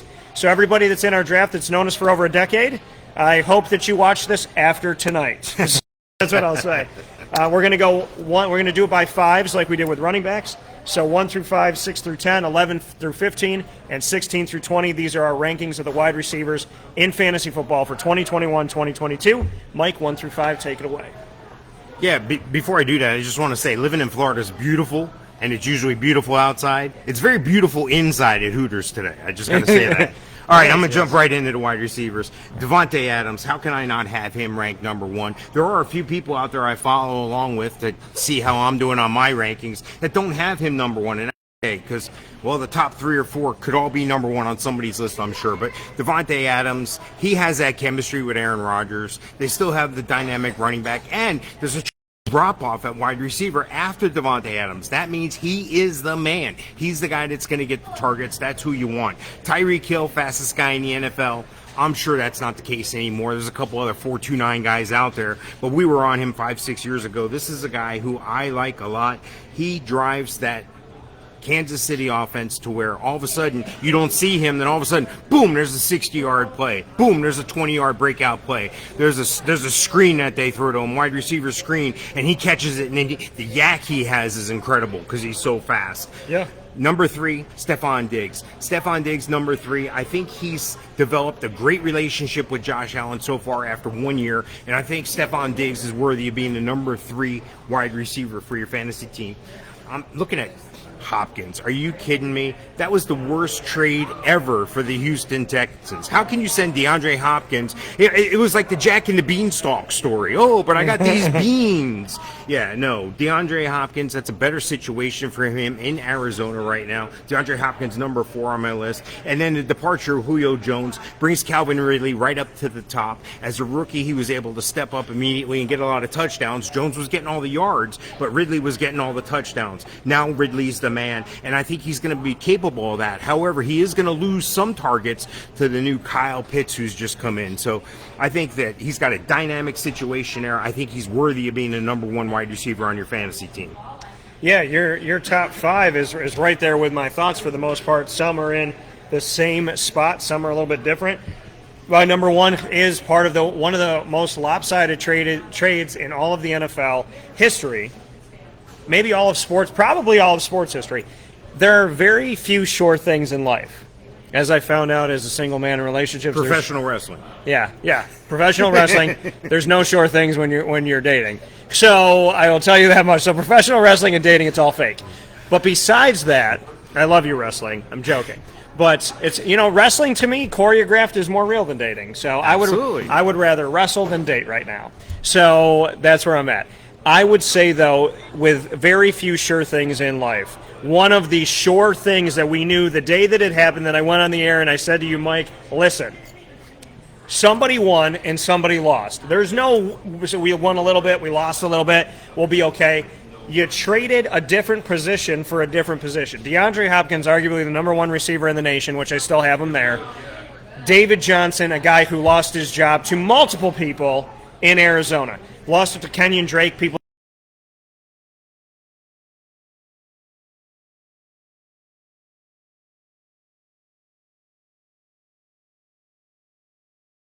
Arguably, and trade him for the number one receiver in the nation and then not get a number one receiver to really take over. The Houston Texans made no sense. The Arizona Cardinals were like, let's not ask him if we're sure because we don't want to bring into it. So it's kind of like when you call to pay a bill and you think the bill's like $5 and they're like $12 and you're like, $12 and what? $12 and we close it. Oh, okay. Let me not say anything. Let me just give her the $12 and get off the phone because she said my balance is zero. That's the DeAndre Hopkins thing. If I was the commissioner of that fantasy football league, I would have vetoed that trade. Oh, yeah. And this is insane. So few sure things in life. This is one of them. Take it to the bank. DeAndre Hopkins, number one. Devonte Adams, number two. A close number two. He is number two because Aaron is back.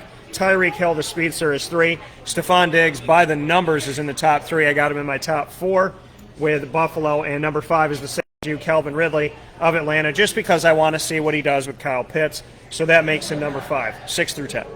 A.J. Brown. I mean, it's going to open things up for him so much with Julio Jones in the mix. But I still think this is A.J. Brown's connection with Ryan Tannehill. He knows how that offense runs inside now. Julio's not a professional, but A.J. Brown, the speedster as well. DK Metcalf, he's a guy that's super fast as well. You saw him run somebody down and tackle him from behind last year after a pick was thrown. This is a guy who's lightning quick. This is a guy who's going to continue to grow and continue to develop. He's number 7. Justin Jefferson, this is a guy who can be capable of being a top 3 receiver in this league. He may end up this year as top 3. Right now, he's number 8 on my rankings out of Minnesota. Keenan Allen is going to get the looks. He's going to get the targets. He's the clear number 1 in San Diego. He's obviously developing a good relationship with Justin Herbert, and I think that's real important. They have a balanced attack out of the backfield as well, so that's going to bode well for Keenan Allen. And then Allen Robinson. There's days and weeks where I think, what would it have been like if he would have stayed at Jacksonville? But, stuff happens, things change, stuff moves on. Allen Robinson, he's the number 1 in Chicago. I know Daryl Mooney's going to get his share, but the biggest question mark, again, is the quarterback. Is it going to continue to be Andy Dalton? When does that change at quarterback come? So that could be good or bad for his numbers. That's yet to be seen. But right now, he's number 10 on my rankings. Yeah, my 6 through 10, DK Metcalf, got to be high up there on him. He's a guy who started the season a couple years ago as a rookie, number 5 on the depth chart, and I laughed. I was like, Mike, whoever wrote this depth chart doesn't know DK Metcalf. They haven't seen him with his shirt off. Yeah, so I was like, y'all don't know DK Metcalf. So to be where he's at right now, and I said he would take over at number 1. Tyler Lockett is very good, but obviously they're a great 1-2 punch, I should say. DK Metcalf is my number 6, though. Justin Jefferson, by the numbers, yards-wise, as a rookie last year, the entire country, number 4 that he finished with his numbers last year. Justin Jefferson out of Minnesota. I got to put him here in my top 7 and see what he does from here. When we look at Justin Jefferson, last year he had 125 receptions and 1,400 yards as a rookie. He's my 7. Allen Robinson is my 8. Allen Robinson was 3rd in the nation with 151 receptions last year when they didn't know who their quarterback was and didn't know what the heck they were doing, and it was Nick Foles, and sometimes it was Mitch Trubisky. Well, this year they don't know, and I'm not worried because of what he did last year. And now I think he's got more talent at quarterback, arguably, with Andy Dalton and Justin Fields. So I like that he is, he's done it, and he's done it well, and he's stayed healthy. Allen Robinson, number 8 for me, just because he's shown that he's going to get the numbers no matter who's at quarterback. And then number 9, I surprised myself by doing this. DJ Moore made my number 9. And DJ Moore made my number 9 out of Carolina. I know he's got to change at quarterback, but he had 1,193 yards last year with Teddy Bridgewater. So that puts him at number 9. And rounding out my 10, I mentioned him. I couldn't keep him out of my top 10 because they're arguably the best 1-2 punch in fantasy. If you got one, the other one doesn't hurt him, and that's Tyler Lockett out of Seattle. Sometimes the guys eat off each other's plates. These guys both have a plate, and sometimes it's full of a 5-course meal, and nobody's eating off of anybody's plate. So Tyler Lockett, I'm going to have to give to that. They seem like 2 number 1s, even though there's only one quarterback throwing to them. That's why Lockett makes my top 10, and credit to Russell Wilson for making them both count, 11 through 15. I got Terry McLaurin at 11. I've seen him as high as 7. I've seen him as low as 21, but I think he's capable of being a top 10. He just got squeaked out here. Look, he's got a great quarterback. Well, okay, he's got a quarterback who can throw the ball far. He's got a very smart quarterback in Ryan Fitzpatrick. They got a very balanced attack, and I don't think the presence of Curtis Samuel is going to hurt him. I think Terry McLaurin's going to be the guy to continue to stretch the field in Washington. Amari Cooper, this is a guy who's continuing to focus on being the number 1. He is the number 1 in Dallas. I spoke before about Dak Prescott having a better year and Zeke having a better year. I think Amari Cooper is going to have a great year as well. And right below him is CeeDee Lamb on the same team. Again, a great 1-2 punch. If you look around the NFL, the teams that are the most successful on offense have those 1-2 punches at receiver, and Dallas is surely one of them. Mike Evans, Tampa Bay. Mike Evans is still the number 1. I know Chris Godwin is great, and I'm going to get to him in a few picks here. There's a teaser, a spoiler, but I think Mike Evans is deserving of being number 14 on my rankings. I've seen him as high as 4 and as low as 19. Robert Woods. Robert Woods is a guy who came out of nowhere for some people a couple years ago. I saw Robert Woods coming, and I still like what I see from Robert Woods, and I think the presence of Matt Stafford makes him a little bit better. I don't think Cooper Kupp hurts him. I don't think the running game hurts him anymore. I think that the absence of Cam Akers absolutely helps Robert Woods a little bit more here. I got Robert Woods at 15. Yeah, my 11 through 15, Amari Cooper, like you said, you had him right there in this window as well. Amari Cooper's best news is Dak Prescott is coming back, and Dak Prescott has a long-term contract and isn't going to be franchise tagged. Cooper has found new life in Dallas, and so you got to give him credit for what he's been able to do and put together. Mike Evans makes my number 12 on the list. I know that there's Chris Godwin, but Mike is doing enough, and Mike is staying relevant. And like we said, Tom Brady, for as high as we had him, we both had Tom Brady at number 9 in our top 10 fantasy quarterbacks ranked this season. When you go back and you look at the numbers of Mike Evans this past year, to break down what Mike was able to do, 109 receptions. He had over 1,000 yards on a team that had Rob Gronkowski, O.J. Howard, him and Chris Godwin, and Antonio Brown. To get over 1,000 yards puts him in a good place with me. And 13 touchdowns. That's why he is where he is. DJ Moore makes it after, or pardon me, not DJ Moore. Terry McLaurin is going to make my number 13 here. Terry McLaurin, 13th on my list. You got Ryan Fitzpatrick. You had Dwayne Haskins. You had Alex Smith, and Terry McLaurin was relevant with those guys. I think he'll be more relevant with Fitzmagic because this man is just getting better and better. As the beard gets longer, he gets better. And I know the feeling. Yeah.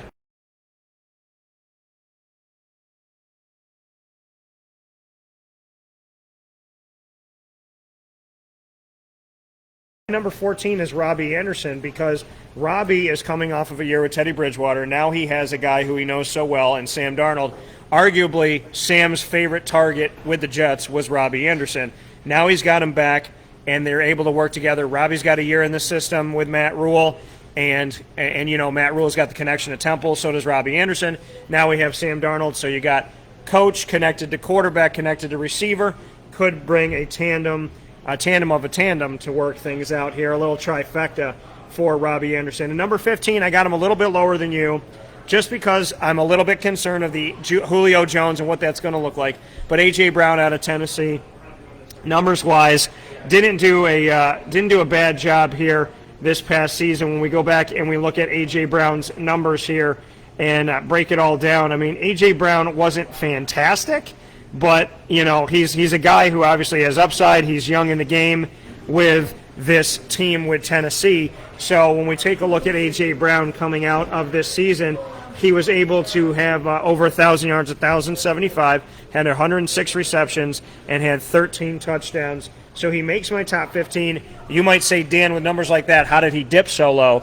But I want to see how it's all going to work out. There's a lot of people to feed there. You got Julio Jones, you got A.J. Brown, you got Derrick Henry, but Ryan Tannehill's resurrected his career, as we spoke about, and I think that Tennessee is going to be okay. And like I said, I believe they're going to win the AFC South. So 16 through 20, what do you got?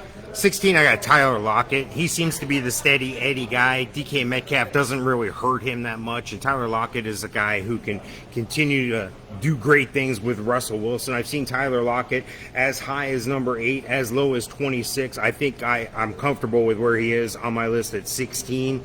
Chris Godwin, yeah, he's the number 2, but he's capable of being the number 1 any given week for Tampa. You look at Mike Evans is going to get, you would think, a lion's share, but there's going to be games where Mike Evans is going to take second fiddle to Chris Godwin, depending on the defensive matchups. So I'm comfortable with him at 17. At 18, Cooper Kupp. Well, Cooper Kupp, they saw the departure of Josh Reynolds. Van Jefferson comes in. He's going to step up out of Florida. Cooper Kupp is the guy there, though. He's the number 1 target, I think. Robert Woods is ranked real close. As a matter of fact, Robert Woods is ranked a few notches ahead of him. But I think the conservative effort there is going to be to get the ball to Cooper Kupp. DJ Moore, 19, the guy who topped my adjusted explosiveness index a couple years ago. Yeah. This is a guy you mentioned a few minutes ago. I've seen him as high as 14. I've seen him as low as 32. I'm comfortable with him at 19. I still think he's the number 1 there in Carolina. I think him and Sam Darnold are continuing to grow something this year and look out in the future in Carolina. And Julio Jones, I got him at 20. I was surprised I had him ranked this low, but math is math at a certain point. He is on a new team, but I think he's capable of being the number 1 in Tennessee. Right now, though, that's A.J. Brown, but I think A.J. Brown and Julio Jones are going to help each other. Again, you have to have that 1-2 punch at receiver, and Tennessee has it at Julio Jones, number 20 on my list. Yeah, my 16 through 20, CeeDee Lamb, you had mentioned him before. Out of Dallas, looking at CeeDee Lamb, a young guy in here. Amari Cooper, you would think CeeDee Lamb would eventually maybe out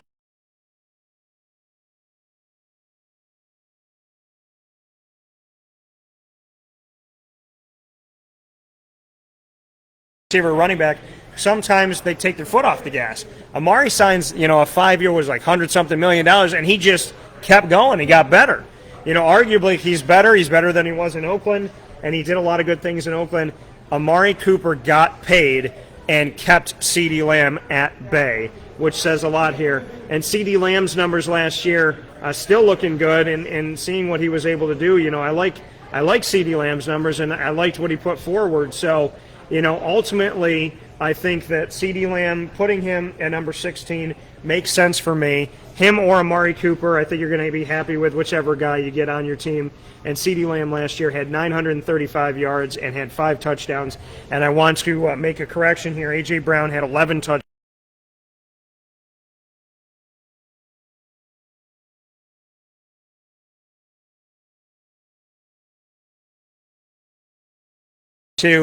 In L.A. for the Chargers. So that's why Keenan drops on my list here.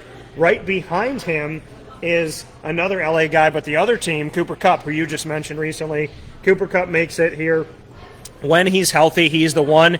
Woods is the 2. Whenever Cooper Kupp goes down, Woods becomes the 1, and he takes over it pretty swimmingly. But I got to put Cooper Kupp here because if he's healthy, he's the guy. Number 19, I couldn't choose. So number 19, I have a guy who you forgot because of Justin Jefferson.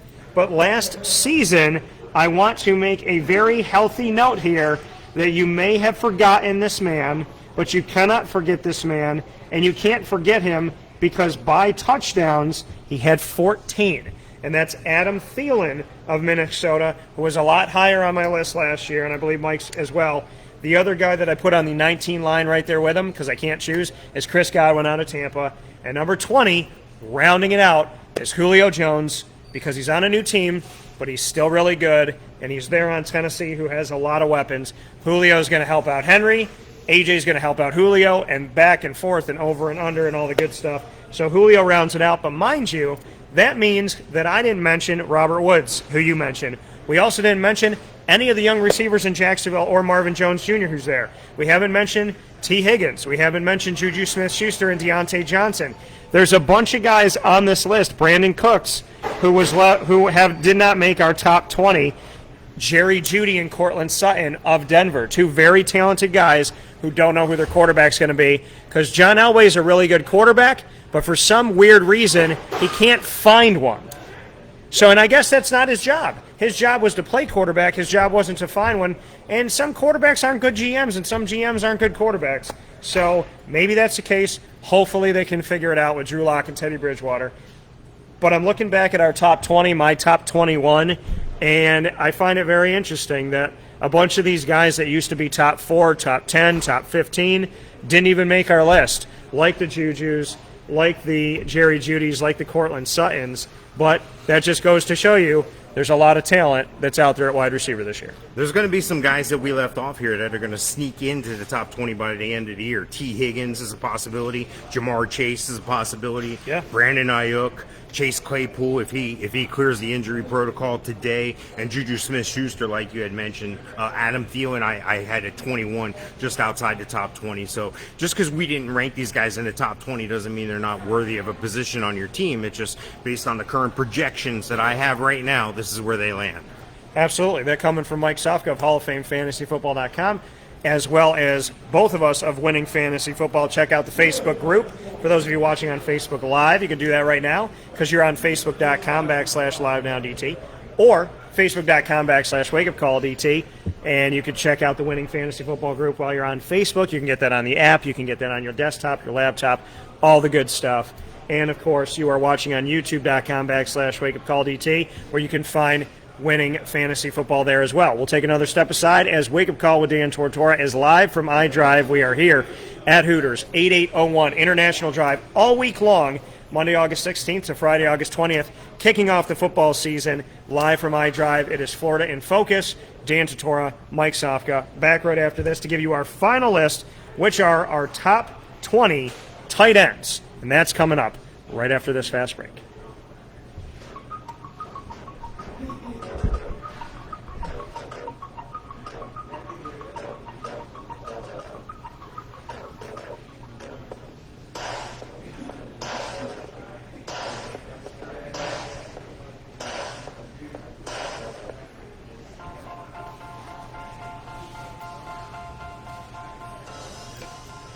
Cafe Cabal Mobile Cafe brings the cafe experience to you. We'll roll out to your neighborhood or office, ready to serve our locally crafted espresso bar to our loyal patrons. Inquire at cafecabal.com. Cafe Cabal, coffee for the soul.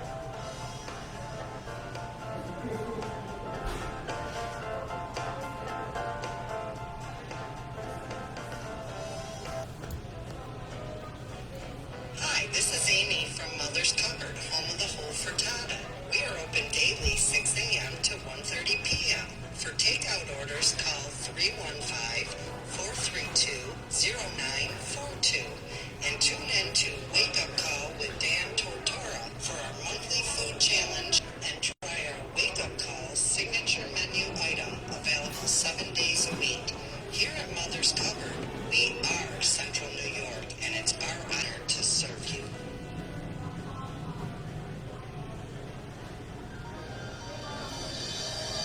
Mon Pa's Kettle Corn and Popcorn Factory, located on 201 7th North Street in Liverpool, is home to over 40 flavors with more than 200 flavors in their total wheelhouse. Sky's the limit for this sweet and savory Central New York company. Keep it local at your parties, fundraisers, wedding showers, baby showers, and more by calling 315-450-MA-PA.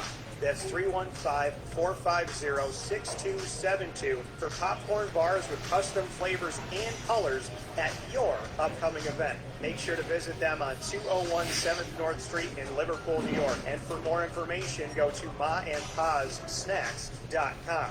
Ma and Pa's Kettle Corn and Popcorn Factory. How corny are you?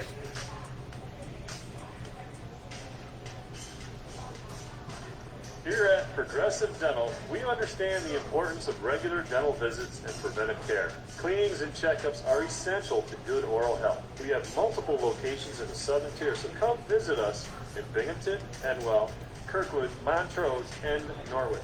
For self-paying non-insured patients, we offer the Smile Plan, which covers all of your cleanings, x-rays, and exams for an affordable yearly price. Call 607-754-2273 or 607-754-CARE to make an appointment today. For more information, visit our website at progressivedentalny.com.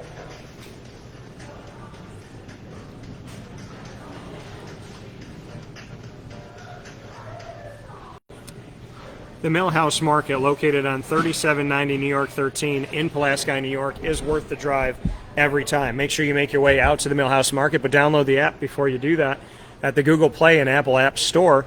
There you'll find the entire menu. You'll find the Google Maps to get directions to Millhouse Market from wherever you are. So you literally have the directions, the entire menu at your fingertips, contactless pay, and you can go up to the drive-through window, grab your food, and go at the Millhouse Market. So easy from your pocket to get everything that you need and then be able to head off and on your way. They're open Tuesday through Saturday from 7 a.m. to 8 p.m. and on Sundays from 7 a.m. to 3 p.m. Make sure you make your way out to the drive-through window, the general store supporting local companies that are connected with the Millhouse Market, so they're paying it forward at Millhouse, supporting our community themselves and supporting other businesses that support our community, going one extra step, which I expect nothing less from Rebecca Alford and her team. And, of course, they have the indoor restaurant open Tuesday through Sunday, and, of course, you can go there every weekend and get the new bistro menu. It changes every week. You never know what Rebecca's going to come up with next. And their bakery, once it's gone for the day, it's gone. And there is not a cookie, a muffin, or an anything, that brownie that I have gotten at the Millhouse Market that isn't, you talk about not knowing where to rank people and everybody being on the same line. The maple brownie, number one. The M&M cookie, number one. The chocolate chip cookie, number one. The raspberry muffin, also number one. Head out to the Millhouse Market, find your favorites today, and support local at 3790 New York 13 in Pulaski, New York. Worth the drive every single time.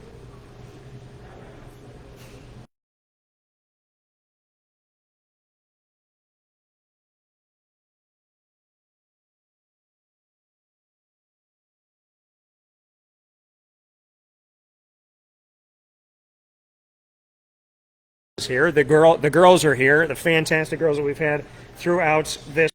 A shout out to everybody who's been on the show, from Ashlyn, Savannah, as well as Macy, Jordan, and of course we had Holly, Portia, Kalaya in the first ones that we did, Jordan as well. So everybody that's been on the show, want to thank all the Hooters girls and know them a little bit better, as well as having wings all week long, which my stomach has been very thankful for. And I got to tell you, and I'm not saying it because I'm here, nobody makes a better Arnold Palmer with sweet tea and lemonade than Hooters. And not just Hooters, but Hooters Orlando, right here on 8801 International Drive. So we'll see you here tonight for our draft. Right now with you and all throughout the week from 11 a.m. to 1 p.m. for Wake Up Call with Dan Tortora live from iDrive here at Hooters Orlando. So with that,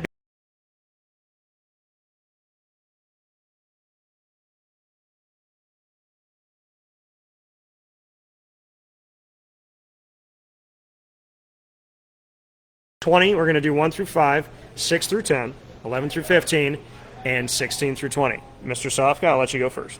Well, the guy you got to talk about first and foremost when you talk about tight ends is Travis Kelce. This is the guy everybody wants. This is the guy somebody's going to reach and take him at the end of the first round or the beginning of the second round. Just prepare for him not to be on your team is what I'm saying. But if he does fall to you, don't overdraft him.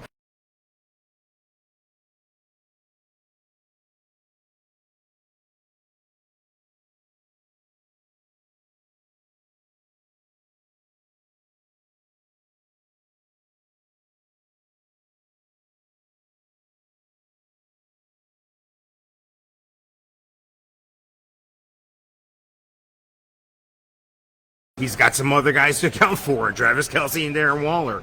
Then I go to T.J. Hawkinson. Look, T.J. Hawkinson did well in Detroit with Matt Stafford. I think he takes a step back, but Jared Goff also had good relationships with his tight ends when he was with the Rams, so I look for T.J. Hawkinson to stay about where he is. I've seen him as low as 6. I've seen him as high as 4, so I'm real confident where I have him at 4. And Mark Andrews, we've talked about this in the past when the Ravens took Hayden Hurst and Mark Andrews. They went to the well. They didn't just get water for when they were there. They brought some water back with them, and sure enough, that water they brought back with them, Mark Andrews is the guy who made it out long term. I've got him steady Eddie across the board at number 5, and I'm confident where I have him. Yeah, my top 5 is, obviously right there with you. Travis Kelce, number 1. I don't think we have to think about that too much. This is kind of a set it, move on. Like a Pat Mahomes or like a Tyreek Hill in the top 3. Travis Kelce says something about a team when your quarterback's number 1 in our fantasy rankings for quarterbacks. Our wide receivers, Tyreek Hill's right up there, and Travis Kelce's number 1 at tight end. So Kelce's my number 1 tight end. Shooting up the list is Darren Waller, and deservedly so that Darren Waller goes up this list, because when you go back and you look at it last season, Darren Waller, 1,196 yards. If you group him with the wide receivers of all 32 teams, he had the 10th highest receiving yards as a tight end with all of the receivers in that, and he had 9 touchdowns. So Darren Waller goes up the list for the Las Vegas Raiders. T.J. Hawkinson, number 3 for me, which I know he's got Jared Goff and not Matt Stafford, but he's done some good things. Hawkinson had some good numbers last year, so I'm looking forward to what he could put together this year, and I was happy with what he was able to do. It took him a little time to come on, but he has come on since then. So I'm looking forward to seeing T.J. Hawkinson this season. He's my number 3 for Detroit. Mike Gesicki, that'll make my guy who was here yesterday, Rick Etienne, very happy. There's Etienne and Etienne. It's spelled the same. And I told Rick is my favorite Etienne is what I said. So Rick will be happy to see Mike Gesicki at number 4 with Tua Tagovailoa. And at number 5, you said across the board you felt comfortable doing this. I feel comfortable keeping him in the top 5. Last year he was our number 3. We were bold to pick it. He dipped a little bit to number 5, but Mark Andrews for Baltimore is number 5 for me as well. 6 through 10. Yeah, I'm going to take a step out, and I'm going to go Kyle Pitts. I think he's gonna pay off big. I think he's going to have an outstanding rookie campaign. Obviously, a candidate for Offensive Rookie of the Year, a first, I guess, for a tight end. But I've seen him as high as 4, as low as 12, but most everybody's got him at 4 or 5 or 6, so I'm confident where I have him at 6th in Atlanta. Noah Fant, this is a guy who quietly has become a very good receiver in Denver. Again, even with quarterback issues and problems, I think Drew Lock may end up getting the edge there to start with. He may be on a short leash though, with Teddy Bridgewater right behind him. I don't think it's going to matter. I think Noah Fant's going to get his targets. Dallas Goedert is one to watch. I don't think Zach Ertz is going to hurt him that much. As a matter of fact, I would be surprised if Zach Ertz is still on a team week 1. But hey, I was surprised he's still on a team right now. But Dallas Goedert's going to continue to get his targets. I've seen him as high as 7, as low as 14. I'm comfortable with him at 8. Tyler Higbee, I think this is an improvement for having Matt Stafford at quarterback. Tyler Higbee's going to make out. He's going to move into the top 10. He's going to go. I've seen him as high as number 6. I've seen him as low as 23. Tyler Higbee. And then Logan Thomas. He's quickly become an outstanding tight end. I've seen him as high as 7, as low as 19. John Bates isn't going to impede on him that much. I think Logan Thomas is going to continue to have a great success and move up. Right now, he's at number 10.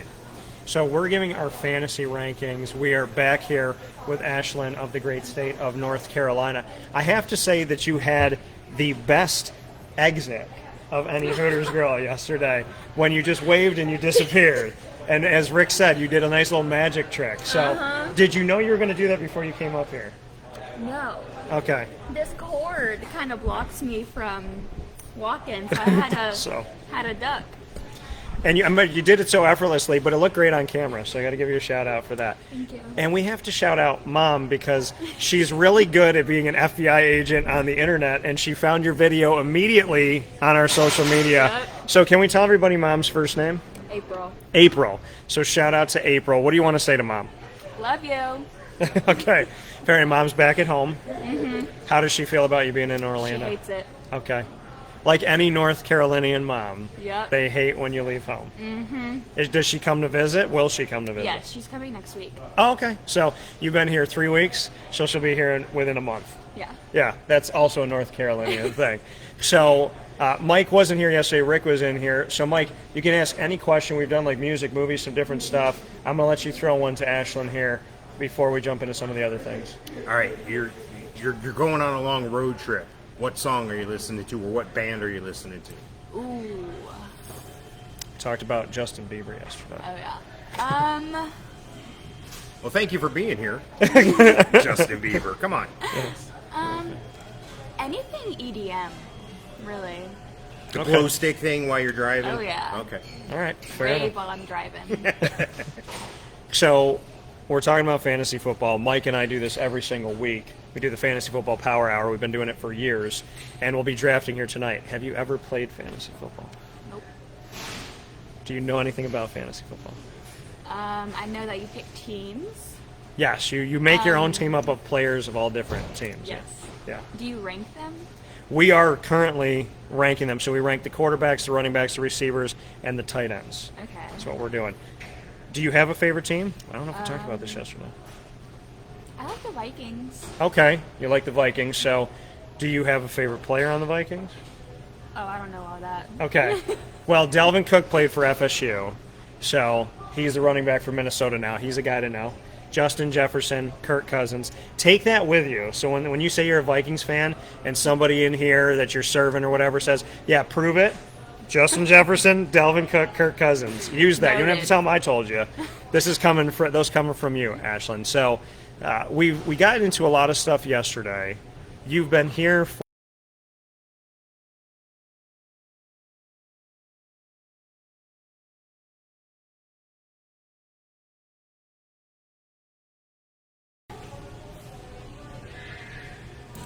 That's a hard one. You asked hard questions yesterday, so she did. She asked a specific. She was like, "What's your favorite memory from fourth grade?" And in my brain, I'm like, "I'm not going to remember fourth." And then, boom, Mrs. Anderson, and everything came back to me. Well, it's only my second day at this one, so it's kind of hard.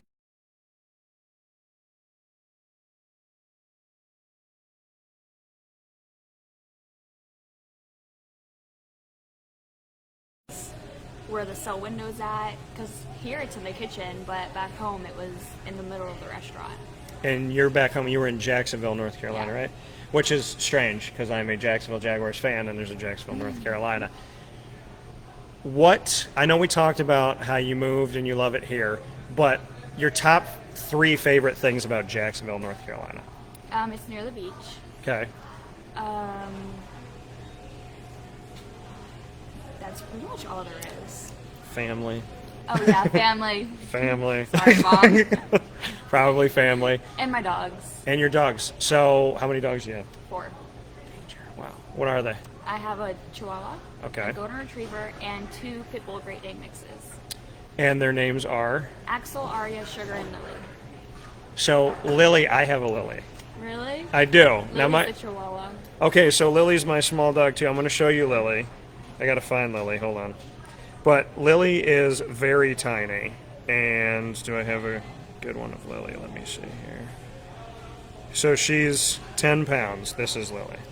Oh my gosh. That's her. She's so fluffy. She's a Havanese. She looks like a Build-A-Bear. So that's. She does. So hold on here. I want to make sure that we can see it here. So this is Lily. But you can't really see it with the camera. But there she is. But yeah, she sits on my shoulder and she'll literally stay there for like 2 hours. Aww. But you have like a very unique. Do they get along? Oh yeah. They're all They different love sizes? They love each other. Axel and Aria, they're blood related, just different Okay. letters. Okay. So they go at it a lot, messing around, of course. And then Sugar, she's the second oldest. Lily's the oldest. But Okay. Sugar's the second oldest. She's like the mom to everyone. And then Lily, she just thinks she's alpha male. So your parents have all 4. Mm-hmm. How many kids do your parents have? 2. 2. Oh, okay, so that makes sense. Because you can have more dogs. Like if you have 4 kids, you can't have 4 dogs. Oh yeah. Like you can't do that. And there's no kids left at the house now. My brother lives in Utah. How did he go to Utah? Probably by plane. He actually drove. Yeah, but what brought him there? Well, it's just like more his style, honestly, because he's Okay. such an outdoors person. Okay. And there's so many outdoorsy things there, and him and his girlfriend moved there. Okay. That makes. I mean, all right. Salt Lake City or no? Yep. Okay. I was gonna say the only thing I know about Utah is Salt Lake City. If you could live anywhere but Orlando, where would it be? Anywhere tropical. Anywhere tropical. I don't have anywhere specific. Just make sure it's tropical. Okay. Warm weather and beaches. We're doing our fantasy draft here tonight. So, you have not done fantasy football before. However, if we had, we're going to stay with music, if we had to intro me as the host at 7 o'clock tonight with one song, what would be a song that would be a good intro for me? Baby by Justin Bieber. 100%. Why? Because it's Baby by Justin Bieber. All right, fair enough. I knew you were going to choose Justin Bieber. I just didn't know what I was going to get. And I think the day that I met him, that's what he played. He played like the acoustic. Probably. I was like, because that's like his big hit. yeah, and he played it, and then you hear it on the radio, and it's game changing. Well, Ashley, we're going to do rapid fire now, but you're going to get to ask us both 2 questions instead of 1, because It's even harder on me now. Yeah, but you ask good questions. And the thing is, you're the only repeat Hooters girl that we've had this week, which kind of makes you a veteran. So you get to ask Mike 2, and you get to ask me 2. So go ahead with Mike first. Okay. You can ask him anything about his beard. Anything about his beard? No, you can ask him anything. Macy's on camera right now. No, she's not. I do that every time she walks by because it makes her nervous. If you had to be a dog for a day, what kind of dog would you be and why? I would be my daughter's dog. That specific dog, a German Shepherd. His name's Anubis, because that dog gets pampered, played with, loved. Dog's, a good dog, responsive, listens well. So not just a German Shepherd, but I would be that particular German Shepherd, because he gets taken care of very well. Oh, that's awesome. Very good. And another one. Another one for Mike. If you Mike's were... never been on the hot seat before. It's very weird. I don't know. You asked the good ones. What's 9 plus 10? 19. 21. What? You guys never seen that Vine? I have, yes. I have seen that Vine. It's Okay. one I'll go with it. That was the only one that came to my mind. No, that's great. I'll go with it. 21. All There's right, also I mean- what's 4 plus 4, and the guy says 44. So. Nice. Yes. All right, what's your 2 for me? If you were an iceberg, do you think you would be the iceberg that sunk the Titanic? No, but somebody talked to me about the Titanic earlier this week. Here's my thoughts on the Titanic. And it's very specific, and I realize there's a group, like on Facebook or something for this. She should have shared the door. She should have. Because the reality of it all is she's looking at him, telling him that she loves him, wants to spend forever with him, whatever. And he's sitting in the cold, and there's debris everywhere. The door is massive. So I said what I would have done, knowing that, and this maybe I'm scorned a little bit because I dated some girls that were not the greatest people in the world. I would have opened the doorknob and pulled it, so when I died, she would come with me, because she didn't share the door. She chose the jewel over the door, or over sharing with the man that she loves. So I just don't like that scene. And I realize there's a Facebook group that says that she should have shared the door. So I know that I'm starting a movement. Yeah. Did you see that? Apparently, there's another Titanic movie coming out where they unfreeze Jack. Titanic 2, yeah. There's a sequel. There used to be sequels. Maybe 1 or 2 movies would get a sequel a year. And now, legitimately, when a comedy gets a sequel, you know that they're just trying to make money. See, I never saw that movie, Titanic. You know why I never saw it? Because you knew what happened? I knew how it ended. Yeah. I wanted them to miss Yes, the iceberg and yes. just, get everybody Yes, at the end. exactly. And the thing is, if he knew it was coming, why didn't he start turning the wheel miles away? Yep. There's a lot of questions I have at Titanic. You've opened up a can of worms with me here. What's your last one for me? If you were an ant, do you think you would be a strong ant or a weak ant? Obviously, I'd be a strong ant. I would be Ant-Man from Marvel, because when he shrunk, he actually increased his might. And so the smaller I am,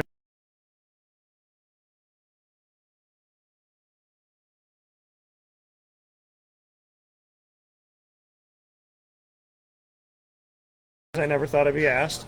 Yet now I know that in the Titanic, I mean, I knew I was going to open the doorknob and, let her fall through because she was rude. But Ant-Man, yeah, for sure, I would 100% be Ant-Man. That coming from Ashlyn, made Mom proud. Shout out to April. And, yeah, good questions once again. So you've been here a couple days, and you've already been on a broadcast twice. Yep. So when I come back to Orlando, I mean, when I'm here in Orlando, I feel like you're going to have to be like my sit-in host. Oh, yeah. Thanks, Ashlyn. Appreciate it as Thanks for having always. me. So we will be doing more of our rankings now. Ashlyn's not going to help us with those. I'm about to do a magic trick. Yeah, what's your magic trick? I knew that I couldn't just let you off without that, so got to do the magic trick. Thank you. So with that being said, you gave your 6 through 10, Mike. I'm going to give my 6 through 10 at tight end. So my 6 through 10, Kyle Pitts. This is this is probably like the highest ranked rookie that I've put anywhere. And I mean, it is. And it's because I think he's a wide receiver. And he's got to take where Julio Jones left. And because he's got to take what Julio Jones kind of left open there, Calvin Ridley needs him. And I don't think Kyle Pitts is going to shy away from anything. So to me, he's going to be my number 6. Rob Gronkowski is my number 7. I know he's older, but he got more and more comfortable with Brady at the end of the season and in the postseason. And because he got more comfortable then, and he's got a year under his belt being in Tampa and being there with Bruce Arians and all that, like Brady getting more comfortable. If Brady getting more comfortable, he already won a Super Bowl, Gronk getting more comfortable with Brady again coming out of retirement, then, I would imagine his numbers will go up. I think people will draft him high because of Tampa, because it's him, because of the relationship. I don't know if I will go as high as 7, but I put him at 7 just because I can't argue other guys. I just think his output's going to be better. So that's why he's my number 7. My number 8 is a guy that I wouldn't have talked about at all last year, but he's got Fitzmagic now, and that's Logan Thomas, makes my number 8. Falling to number 9, George Kittle. Why? Because I don't know what they're doing with Jimmy G. I don't know what they're doing with Trey Lance, and I don't know what that's going to mean for George Kittle. Their running backs have not worked out. Their receivers have not worked out. Deebo Samuel, is he healthy? Is he not healthy? So that's why George falls. And my number 10 is Robert Tonyan, because he did some things, but he wasn't consistently. He was good but not great. You know what I mean? And what he brought to the table numbers-wise looks really good at the end of the year, but week to week he wasn't the tight end that I was looking at to be my number 1 guy, so he falls to number 10 for me. What's your 11 through 15? Well, number 11, I'm right there. I'm right there with you with Robert Tonyan. I think he put up a good year last year. I think that Aaron Rodgers likes the tight end. J.C. Sternberger hasn't really panned out so far, so I just think you got to go with what works. The red zone guy, especially if you're in a touchdowns only league. Yeah. Robert Tonyan's a good candidate for you. I have to go with Irv Smith Jr. at number 12. He's in a contract year. He has to step up. Kyle Rudolph is gone. There's no more excuse. I've seen him as high as 18. I've seen him as low as 17. I'm comfortable where I have him at 12. Evan Ingram, I have him at number 13. He shouldn't be impeded on by Kyle Rudolph coming over. I think that if Daniel Jones is going to have any kind of year, he's going to have to rely on Evan Ingram. And Mike Gesicki, I have him at number 14. I don't think Hunter Long's going to step on him. I don't think Adam Sheehan's going to step on him. I'm comfortable with where I have him at 14. I think Tua's going to make good use out of the tight end position as well as the wide receivers. Yeah. Jonnu Smith and Hunter Henry, those are my next 2 guys. They're technically tied at 15 because I think they're going to cannibalize each other. Hunter Henry's a little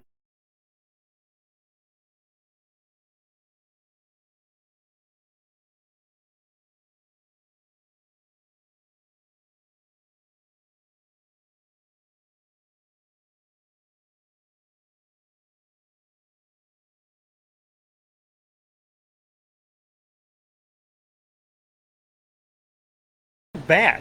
He did some good things. He brought some good numbers last. But ultimately, it's hard for me to put him in a healthy spot. He had 600 yards and 3 touchdowns.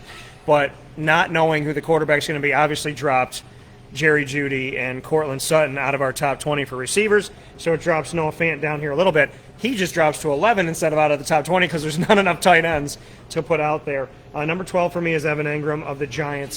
he is somebody that can get into the top 10. He's someone that can squeak in there and find his way in the top 10, maybe a little bit higher than that in this offense. He's got to stay healthy. Last year it was all on him. They had no receivers. They didn't have Saquon Barkley, so I don't think you can really knock him for last year. And I think with everybody healthy, hopefully, he could do what he needs to do. My number 13 goes to Tyler Higbee of the Rams. Now he doesn't have Gerald Everett, and he's the guy, and Matt Stafford's there. We know that Matt Stafford with T.J. Hawkinson did some good things, and I think being off on the West Coast, Higbee will be able to be a little security blanket for him. My number 14 is Dallas Goedert of Philadelphia. We knew that Zach Ertz would pass the torch. We didn't know it would be as unceremonious as it was here, where Ertz was out there with him the last couple of years, and then he just fell off, and he was maybe going to be trade bait, but then they didn't trade him, and now we are where we are, and it's very confusing. So put him in number 14. And number 15 for me is Jared Cook of New Orleans. I think that Adam Trautman's obviously there, but Jared Cook is somebody that has the longevity. He's got good numbers, so I think that he can do some good things there. Not that Trautman can eventually, during the season, start to rise up, but for right now I have Jared Cook at 15. 16 through 20 for you, Mike. Adam Trautman from the Saints. Jared Cook is gone. He's 154 years old. And Adam Trautman, young tight end, he should have the opportunity to step up. He should take advantage of the situation, no matter who the quarterback is, Tyreek Hill or Jameis Winston. Then I got Gronk. I got Gronk here at 17 simply because there's too many other options there. And I know Gronk has a good relationship with Tom Brady. I know Gronk wants to get in the red zone. I think Gronk is going to get his share of looks in the red zone. But you take a look at the tight ends on his own team. Take a look at Cameron Brady. Take a look at O.J. Howard. Then I'm not even mentioning the running backs or the wide receivers there. So there's just too many to mention. I've seen him ranked as high as 10. I've seen him as low as 25. I'm good at where do I have him here? 18. And look, Cole Kmet. Cole Kmet is a guy who, again, like Adam Trautman, this is his time to step up. He spent some time under Jimmy Graham. It's time for him to step up. No matter who the quarterback is, he's going to get some decent targets. I like Cole Kmet. Gerald Everett's moved on to Seattle now. I think he's going to have a better opportunity there. Russell Wilson needs that tight end target. And I'm going to round out the top 20 here with Blake Jarwin. Blake Jarwin by default. I think he's going to get some looks, some opportunities. But, again, there's 4 or 5 other guys that could have made it just into the top 20. But I think Gerald Everett's a solid lock there, and Blake Jarwin's a solid lock to get some red zone touchdowns. Yeah, my number 16, Gerald Everett, like you said, just making the list here at the bottom of the 20. I got him in because he's in Seattle, because he's got Russ the Bus. I think he'll do some good things there. Irv Smith was on your list. He falls down to my number 17 just because I haven't seen much of anything.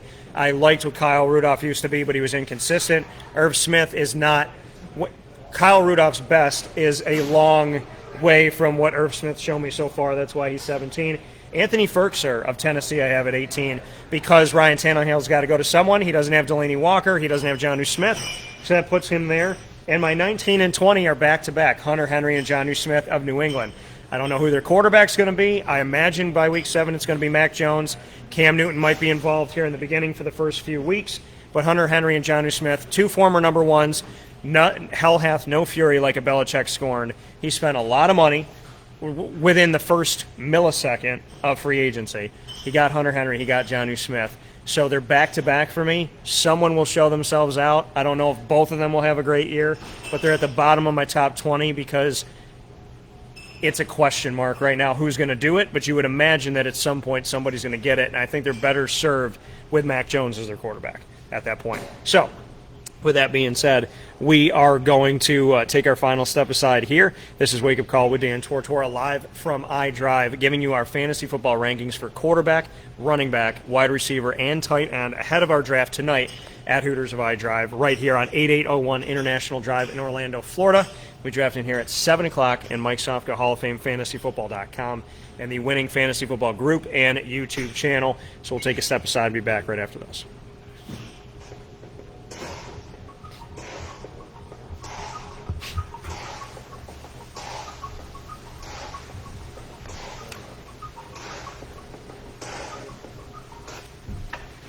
Avicoli is located on the corner of Route 57 and Wetzel Road in Liverpool, New York. Is your home for the Liverpool Warriors monthly exclusive sit-down broadcast with the student-athletes, the coaches, and the administration. Within minutes, walking distance from Avicoli's is Liverpool High School. So support your local high school and your local businesses as well at Avicoli's, and, of course, with Liverpool High School. And Avicoli's open for you Tuesday through Sunday for lunch, dinner, and drinks. You can find them on the corner of Route 57 and Wetzel Road in Liverpool, New York. And, of course, you can get them for takeout, delivery, and catering by calling 315-622-5100. That's 315-622-5100, and go to myavicolis.com. Canine Camp Dog Daycare and Canine Campground Dog Boarding available to you right off of Bridge Street in East Syracuse. The dog daycare there for you on 228 Old Bridge Street in East Syracuse, and right around the corner, the campground dog boarding for longer-term care for your furry-loving friend, 242 Johnson Street in East Syracuse. Talked with Ashlyn about her 4 dogs. Perfect place to bring them there in East Syracuse. Definitely worth the drive. Lily likes it, and that's the only endorsement that you need. The dog daycare, 315-437-7110 for more information, and the campground, 315-299-4013. PB&J's Lunchbox is that place that you love going to, that food truck that you followed all throughout Central and Upstate New York.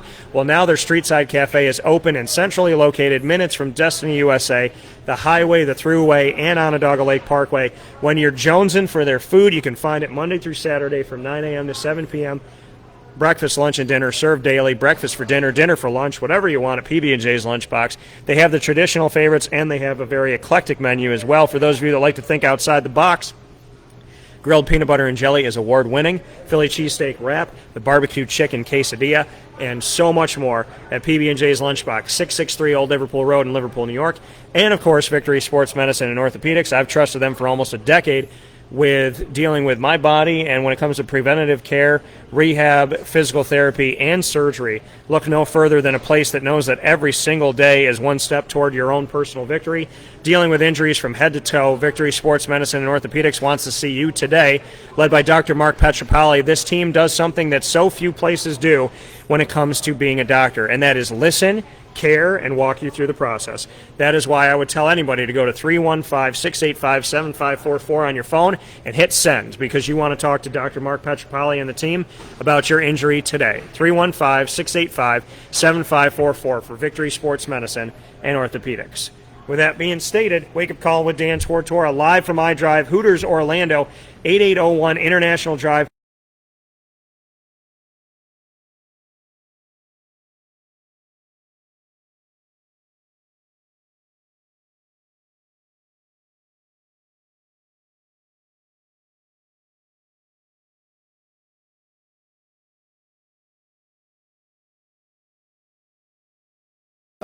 Just take everything with a grain of salt. Make sure you check the injury before you draft, the day before you draft. And surely if you have any other questions, reach out to us. Reach out to me at the website, halloffamefantasyfootball.com, the Facebook group, Winning Fantasy Football, or search us out on YouTube as well.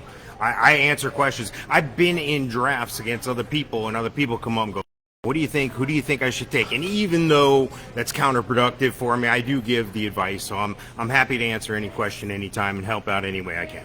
And that's the thing you'll find out with Mike and I every week in the Fantasy Football Power Hour, which is Wednesdays from 10 a.m. to 11 a.m. Eastern Time, normal time, on youtube.com/wakeupcalldt, facebook.com/wakeupcalldt, and facebook.com/live-now. And you can listen on mixlr.com/wakeupcalldt and the homepage of wakeupcalldt.com. We're always giving advice, and people say, well, if you're playing week or if I'm drafting against you, I don't want to listen. Mike and I give you the best information we can possibly give you because we want you to have the best team you can have. We're never going to shirk our chore of being a strong fantasy football mind in trying to win.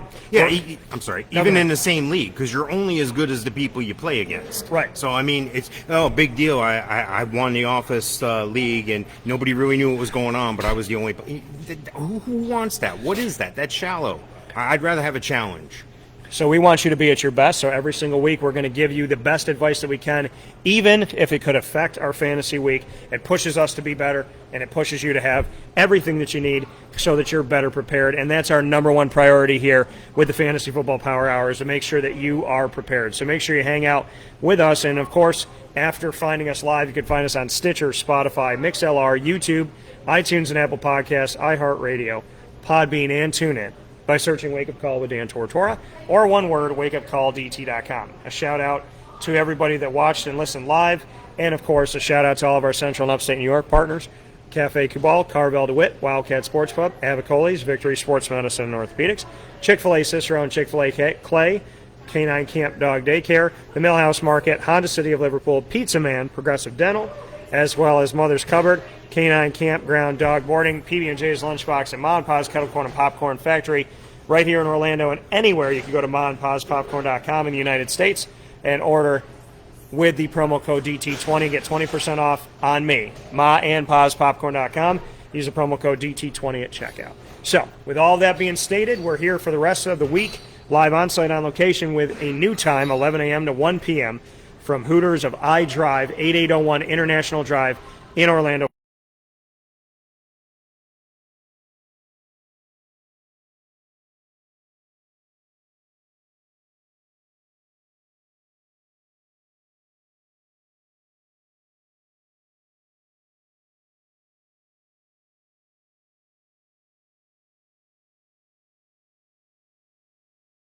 Last week, a lot of great stuff coming up. Shout out to M3 Digital, Michaela.